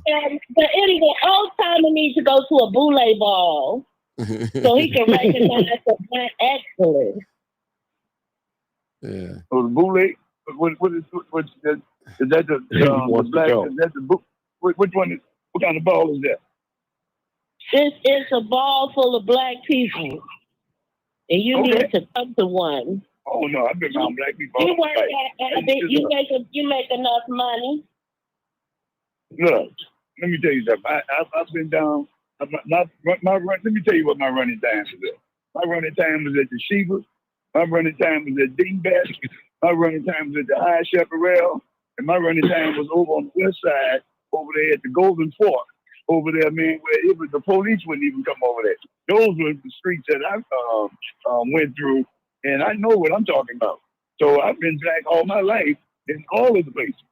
I've been in all the places. I had gangster white wall. I'm talking more on the lines of the Soho I'm saying I had gangster white wall on my He's side. talking about the fort, and I'm talking about the Soho House shit. Hey, well, look, anybody, I don't know many people on this line know about the Golden Fork. They had on the west side, over there. Hey, old time. And I tell you, Old time. Yeah, go right here. Go ahead. I'm listening. The boule is for sophisticated, sedity, and establishment. I figured that's what she was talking about. I figured that's what she was talking about. I figured that's what she was talking about. But we call them booze. You want to go check them out? Yeah, we call them bourgeois. Yeah, I'm from New Orleans, so they call them bourgeois. Okay. Aristocrats. We call them aristocrats. But they got to look down on their people. Okay. Hey, hold it, y'all. I have a question for old timer. Old timer, I need 5 things from you that you admire about black people. Oh man, number one, they ain't got nobody else like black. They got black is beautiful. You know, black is smart. You know, black is funny. Black people are different from anybody else, and black people love everybody. So that's fine. And many other things. That's all you got to say. And many other things that my brother, he said 5. I can keep on going. Come on. Let me tell you something. Brother, let me tell you something. See, you don't know, but I went to an elite black school. I went to the top black school in the state of Louisiana, St. Augustine High School, for 4 years. Now you look up the history of St. Augustine High School. It's an all black school for boys. I went there for 4 years, and then I went to Southern University in New Orleans, HBCU, before I came up here. So I've been around the black all my life. My family's from Waterproof, Louisiana. You know what Waterproof? Well, I graduated from St. Augustine High School, the top black school in the state. Now look it up. Man, come on, man. I've been black all my life. Look, bro, I ain't gonna let y'all hang that tag on me. I know what I'm talking about. I know that black people, white people, yeah, they don't get along with all of their people. and they don't fellowship with their people in the evening time. After 5 o'clock, white people What shut kind down. of slave shit then? I mean, you talking about, and we got the right to congregate at lunchtime, at breakfast time, evening time. We ain't gotta wait till it gets dark and talk to each other no more. We can do what we want to do. I'm just telling you what they do. I'm just telling you at 5 o'clock, they got the 5 o'clock sidewalk.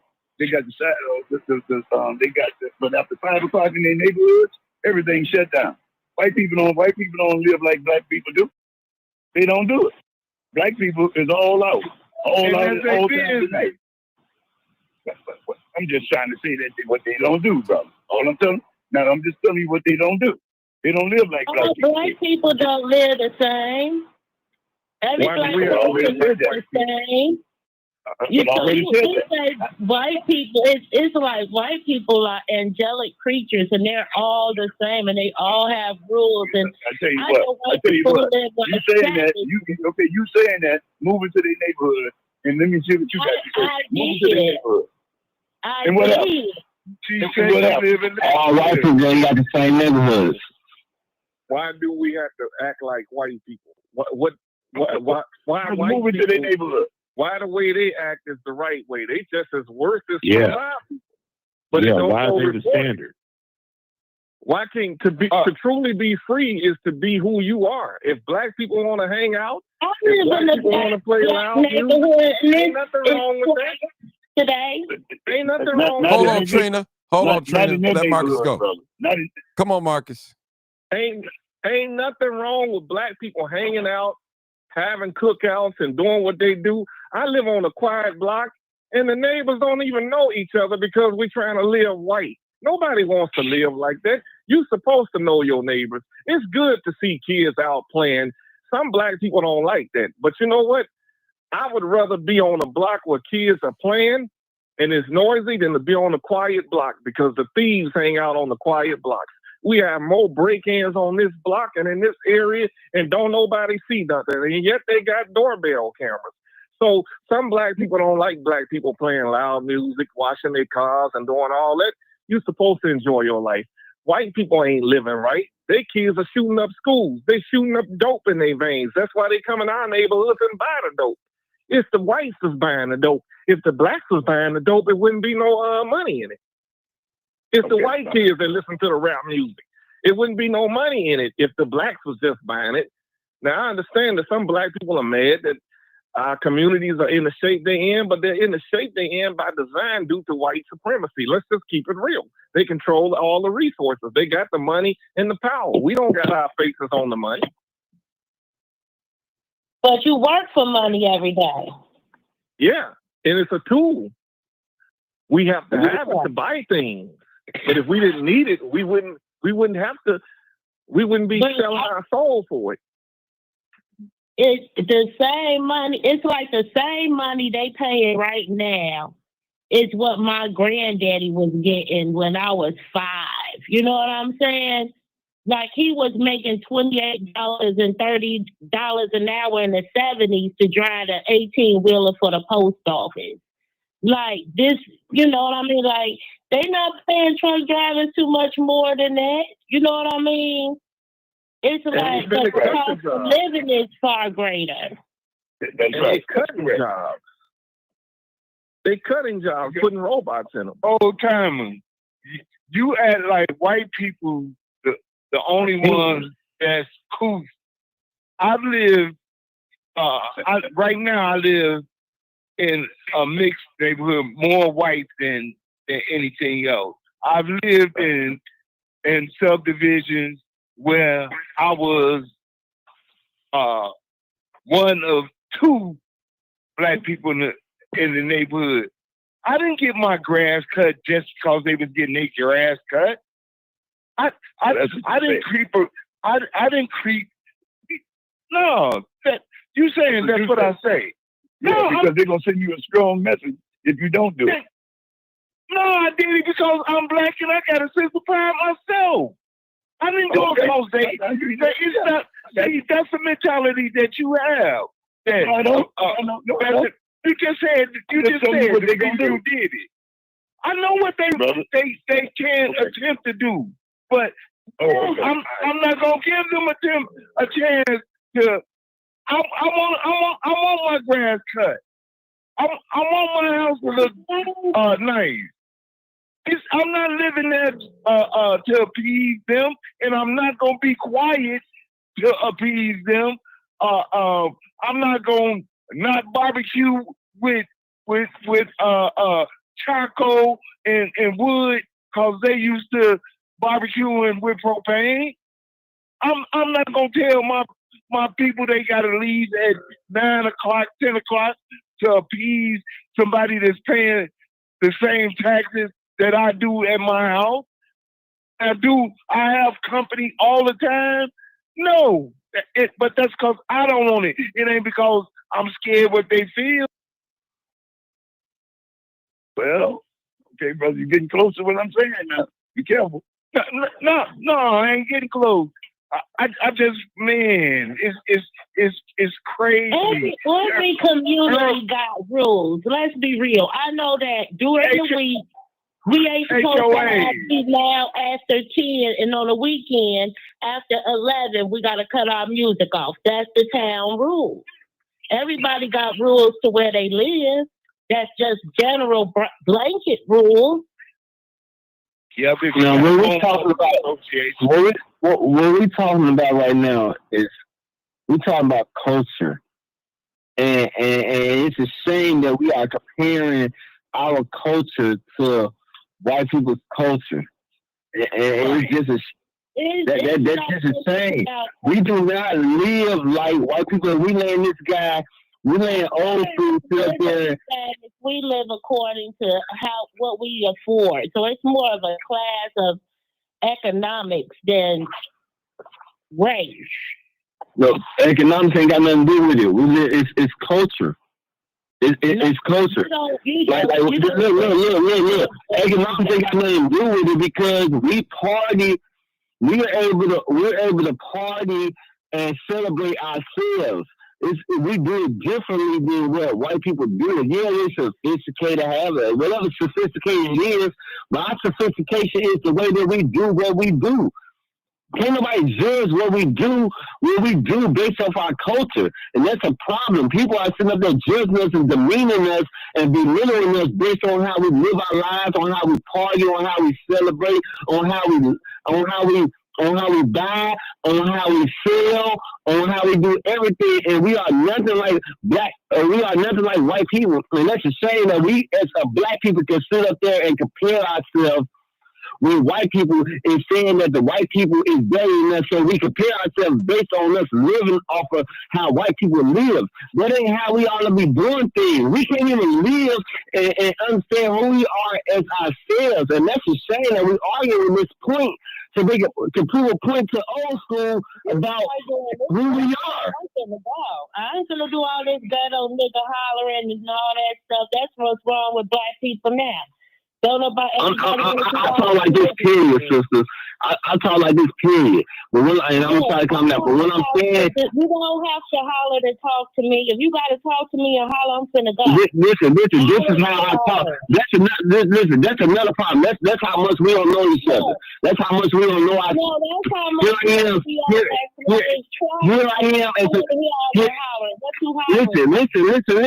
It ain't no cussing to it. Here I am. Here I am. Listen, don't nobody want to listen. You getting offended? Hey, listen, we get offended by each other. This is passion that's speaking to you. Listen and you quit hollering. Hey, brother. Listen, this is what I'm saying. This is you being offended. Okay. You being offended. All right. Hold up, y'all. Hold on. Stop talking for a minute. Hold it. I'm gonna go. I ain't gonna listen to this slave ass aggressiveness. Calm down. Ain't nobody hold on. 206. What's wrong with you? Hey, Trina, don't go nowhere. Yeah, listen. Slow down. You too offended. For me a gram of weed. Hey, hold on, y'all. You too offended. You too offended. Brother, what's your name? The host is talking. I can hear you. You blowing me. Damn, You too offended. with all that hollering. You I'm too offended. dead. And You too offended. Talking, I can't hear him. All right, hold it, y'all. You too Trina, offended. Trina, y'all hold it, hold it, You too everybody, offended. everybody, hold it. You too offended. The host is talking. Dude, stop talking. Be Don't the worry. man. Don't Be worry a about. man. I muted both of them. I muted both of them.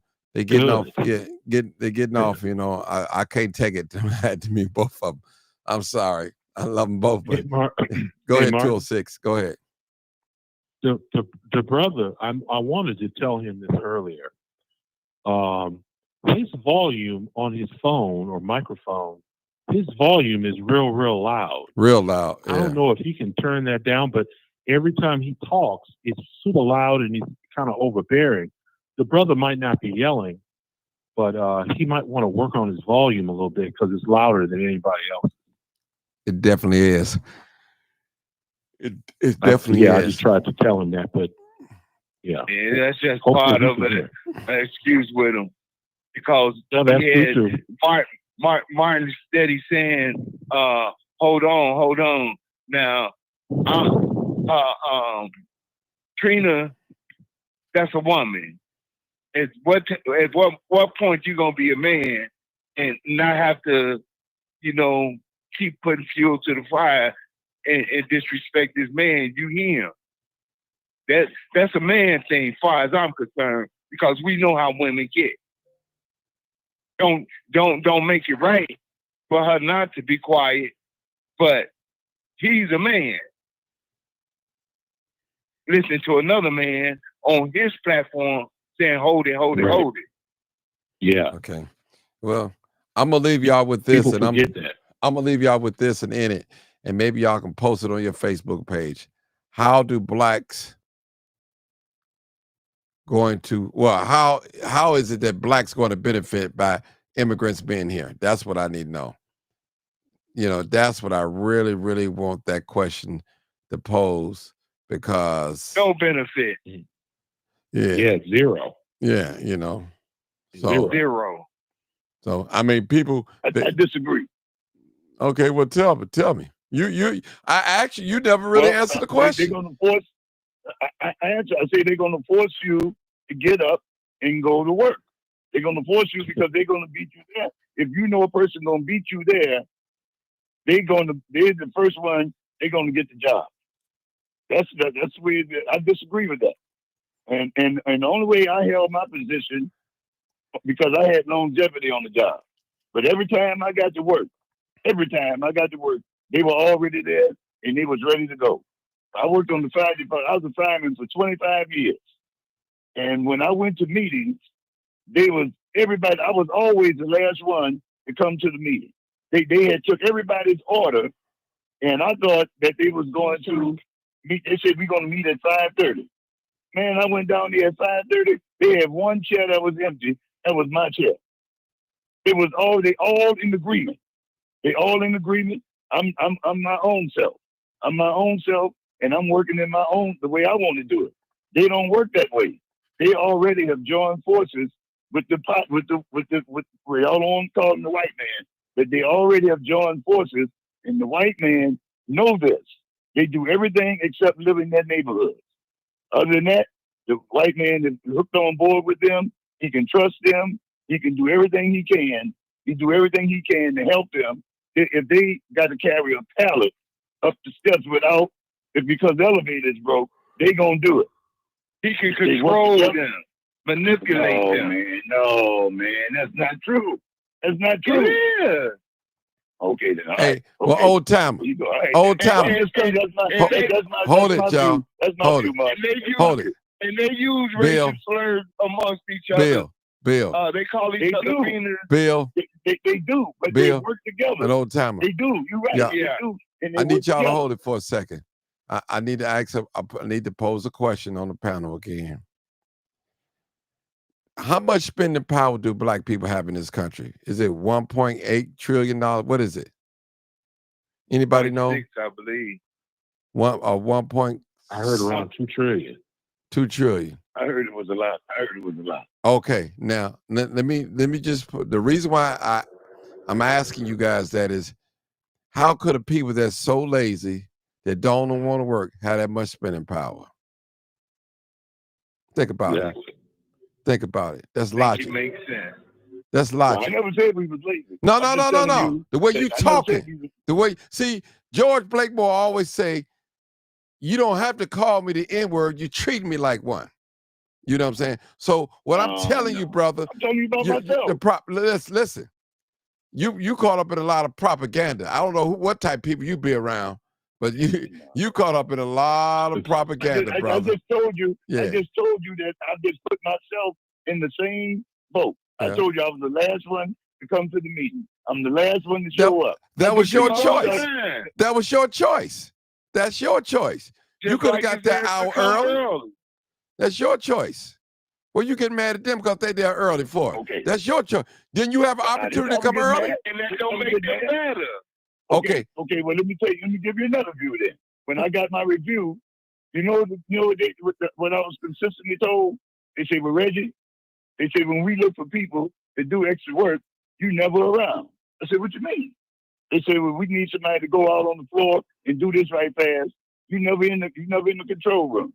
And you never around when we need you. But I was off because I was off doing my own thing. But they were there. They were there. I was constantly told that. But due to the fact I had longevity on my job, let me tell you something. I was a senior chemical operator. We made erythromycin, one of the highest selling drugs in the United States. We made Humira, the Humira drug, and now they're making the Rinvoq drug. That's the area where I come from. But I'm telling you that I was constantly, because I had longevity on the job, I was taking advantage and doing the way I want to. But when it came down to it, the Mexicans and those white people, they worked together hand in hand. Hand in hand. You can't beat it. Okay. Can't beat it. So what are you trying to say? Can I say something? Go ahead. I'm trying to tell you that you got to get with the program. You got to get with it and you got to join in and you got to be. My mother always told me, and I didn't understand why she told me. She said, you got to be 2 steps better than them. And I didn't understand it, but I found out. When she told me that, I didn't know it. And my mother told me, she said, I'm worth more than $1 million. I said, I'm worth more than $1 million? She said, yeah, you worth more than $1 million. But, I'm just trying to tell you that when it comes down, I mean, look at baseball. Look how many blacks you got working in baseball, and look how many Dominicans and how many Latinos you got in baseball. You ain't got no blacks in there. Because they work together. The white man don't have to fuss and fight with them. But you got to fuss and fight with us. What we gonna do with him now? No, you said this. Let me fill you in some about why won't you tell me why we ain't got no blacks in baseball? Like you saying, I'm getting ready to tell you. Black people have dominated almost every sport there is. This thing with hold on, listen. It's the truth. Look at football. Look at the NFL and the NBA. We're not so much in hockey. We're not so much in baseball, and I'm getting ready to give you the fact. And I hope your ears are listening. Baseball is the American sport, and it's designed to keep people like me or you out. Baseball stars. Hold on. Listen to me. That game coming up as a child from the '60s and now, it takes money to have these little league teams and travel and all of that.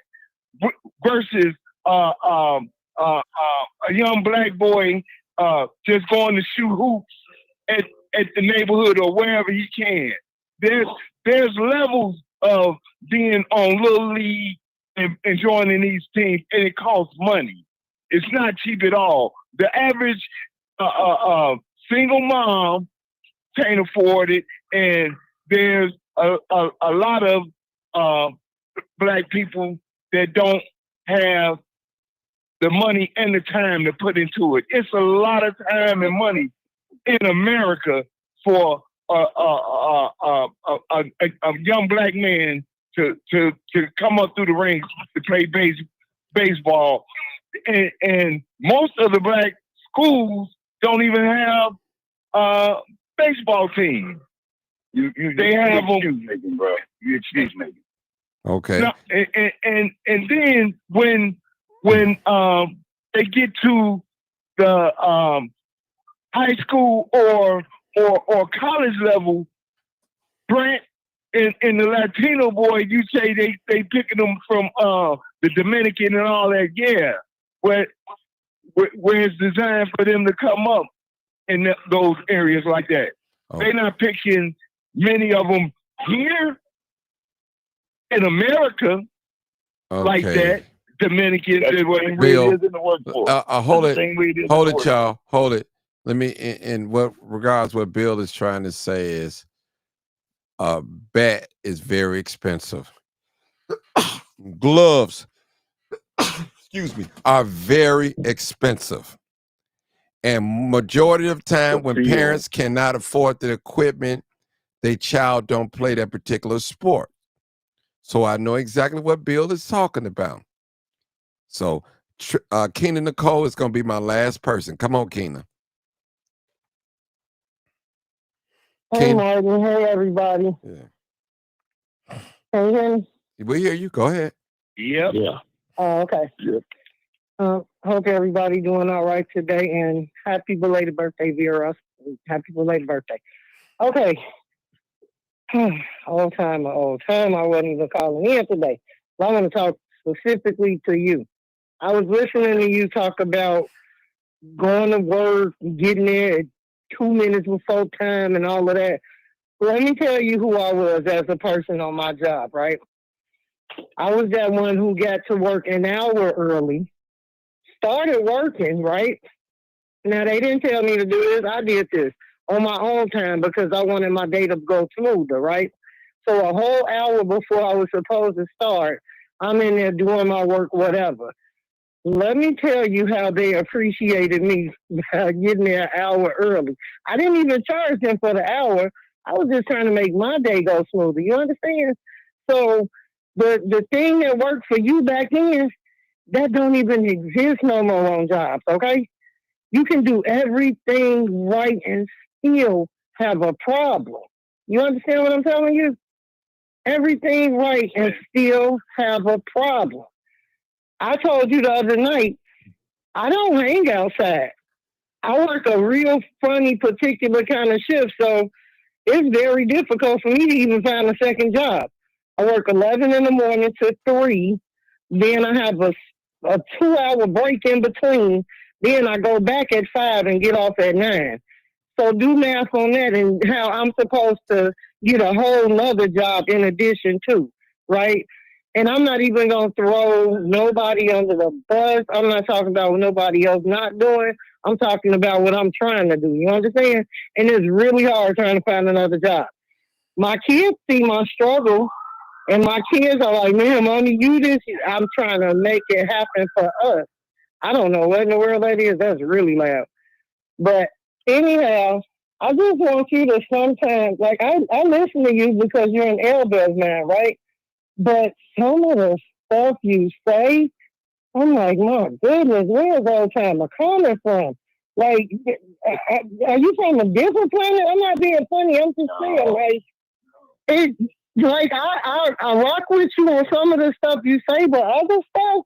And then I gotta ask the question too, because when I'm sitting in the background just watching Martin, I'm like, well, gosh, does this man even like black people for real? And I wanted to ask you the other day, what do you, okay, for every bad thing that you see, okay, you see somebody hanging outside, do you see a black person working? You know what I'm saying? Like, for every bad thing that you see, because guess what? News flash. The things that you see black people doing, I guarantee you, there's some other folks doing the same thing. Now, I lived around some white folks, and oh my goodness. I don't live around them now, but when I lived in Minnesota for those 6 months that I was there, oh my goodness. The stuff that you saying they don't do, they absolutely did. And worse. You understand? Some anything goes. And worse. We like and worse. I agree. It was terrible. And so I don't care if you found one of the worst people. Say hey to them anyway. You don't know what nobody going through. Like if I told you some of the stuff that's been happening with me for the past year, my God, for the past year, it's been terrible. But you know what? I'm one of them black people that keep going. No matter what come my way, I still keep going. You understand? And there's so many other people like me that still keep going.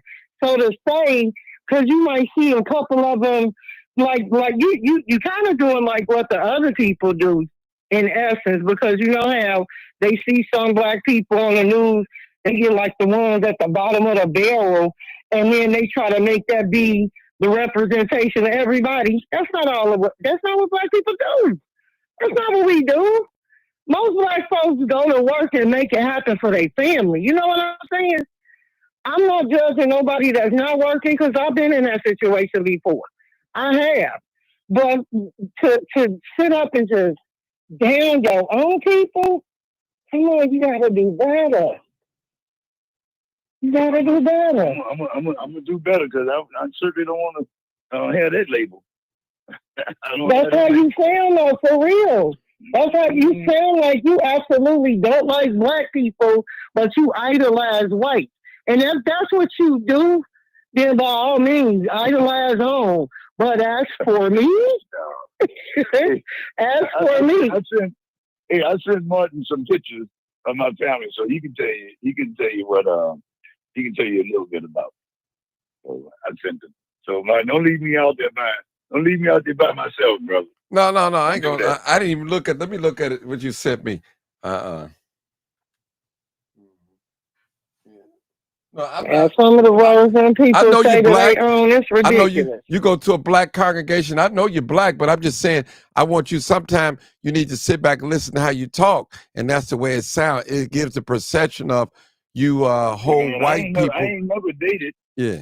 Look, I ain't never dated no white person. Hate black people. No, I don't hate no black people. I ain't never dated.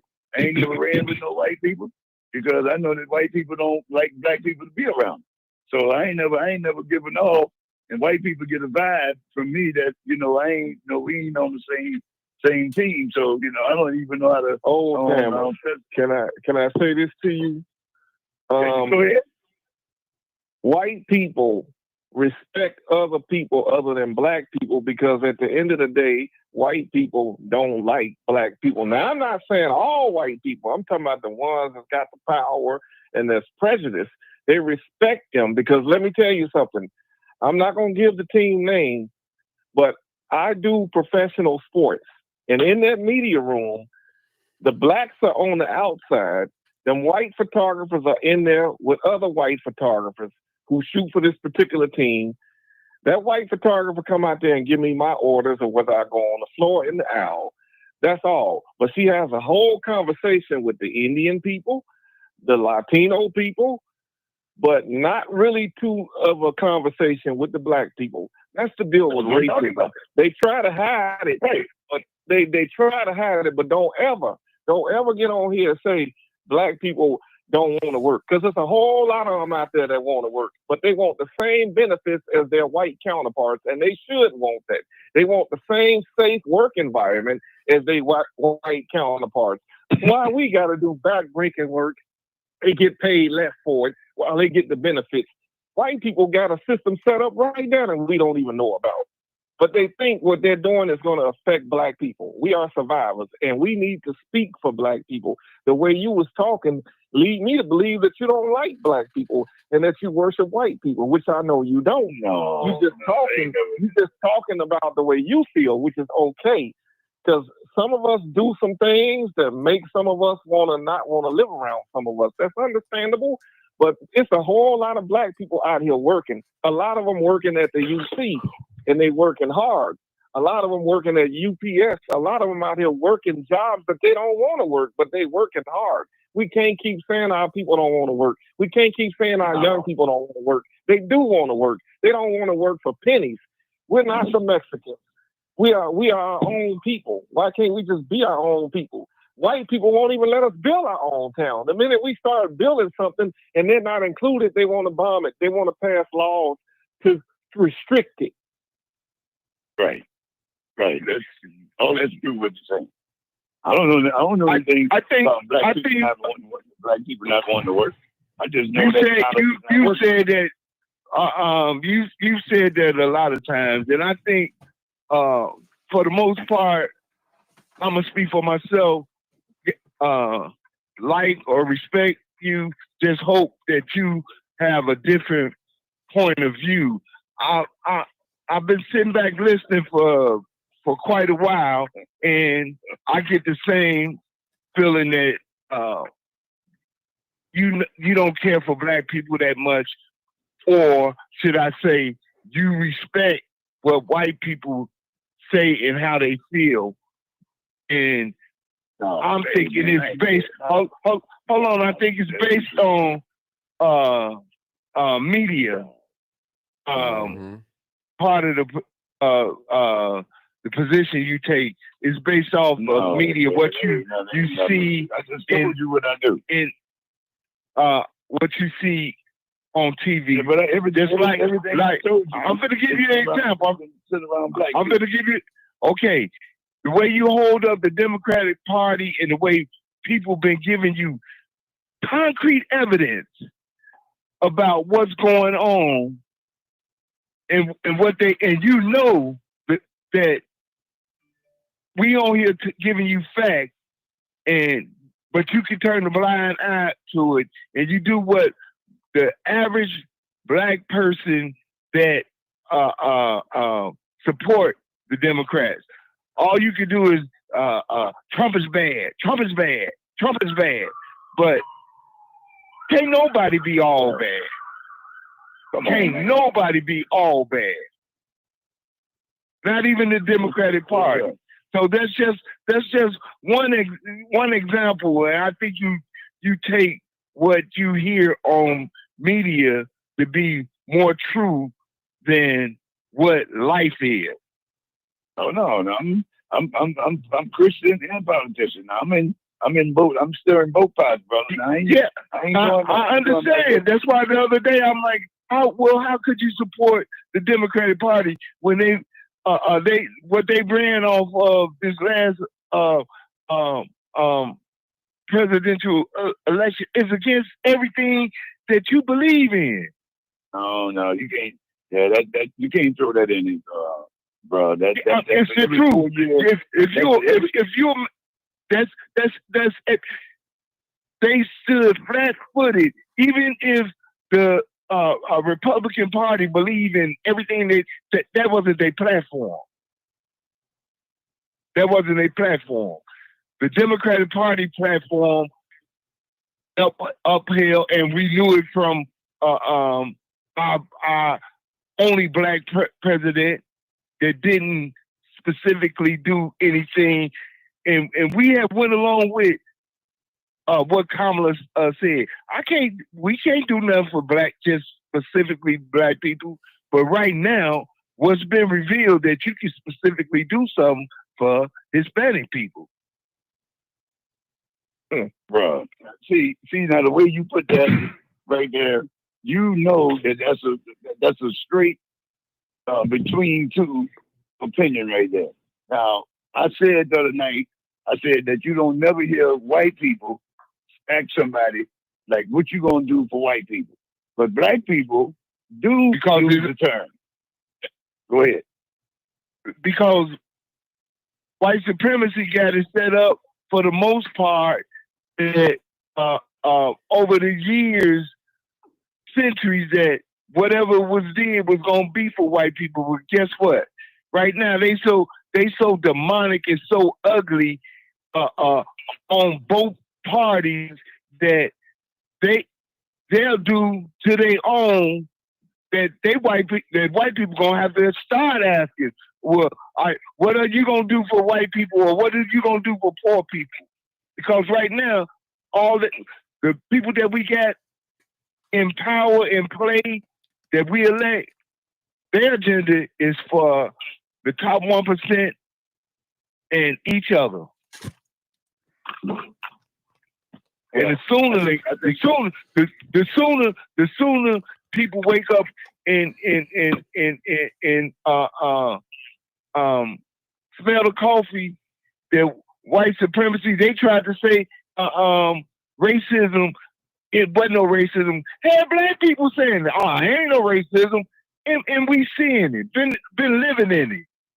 And the prime example of how long it's been going on, now that we got knowledge, 206 came on here and gave the name of the book. But it don't take a rocket scientist to know when you go back and look at pictures and you like, this is American Indian in the early 1800s. This American Indian in 1700s. It look like my grandmama. Not only that, white supremacy so strong that when he took over, the people that you don't want to believe was black people that was here, that was Indian, why would he tell you, acknowledge that you black and he taking your land? And he could never bow himself to be beholden to you. The game is on you, on us, and it has been.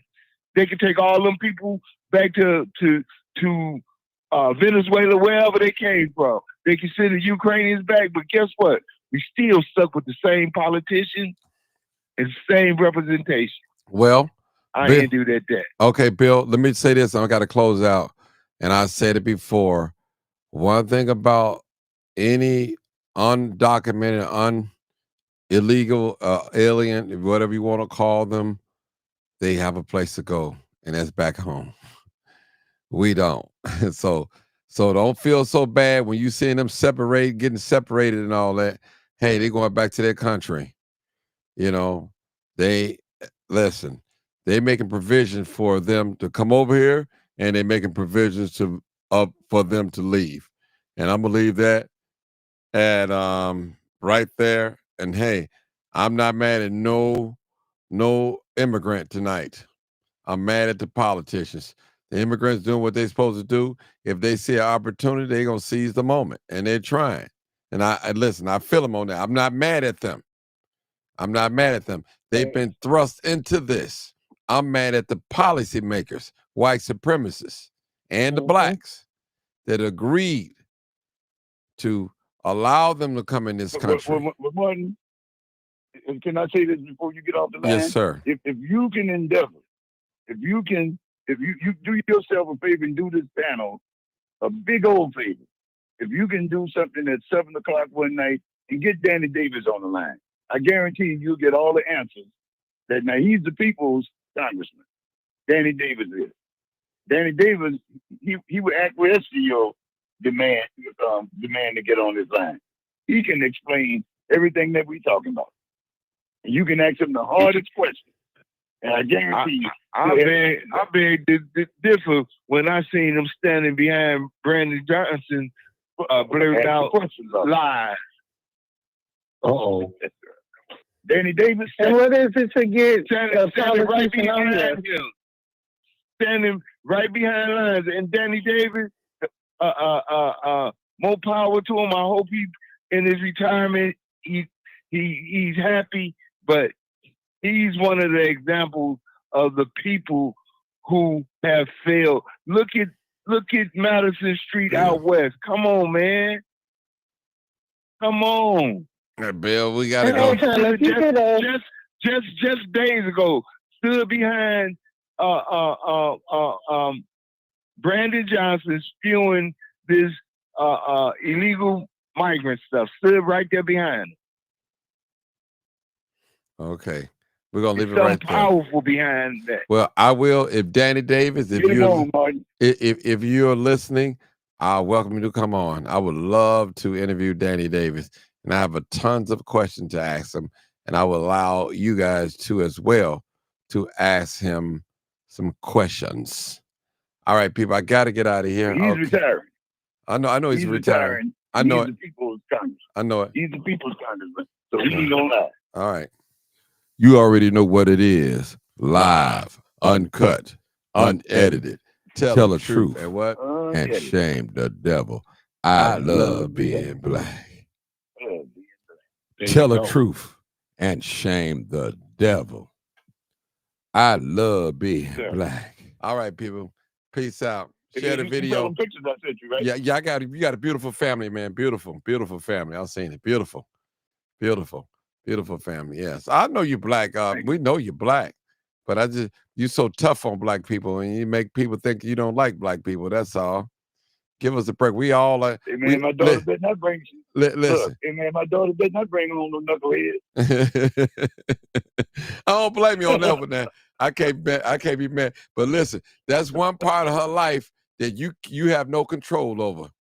Now you're a good dad and all that, but what she like, you have no control over that. She might like a bomb.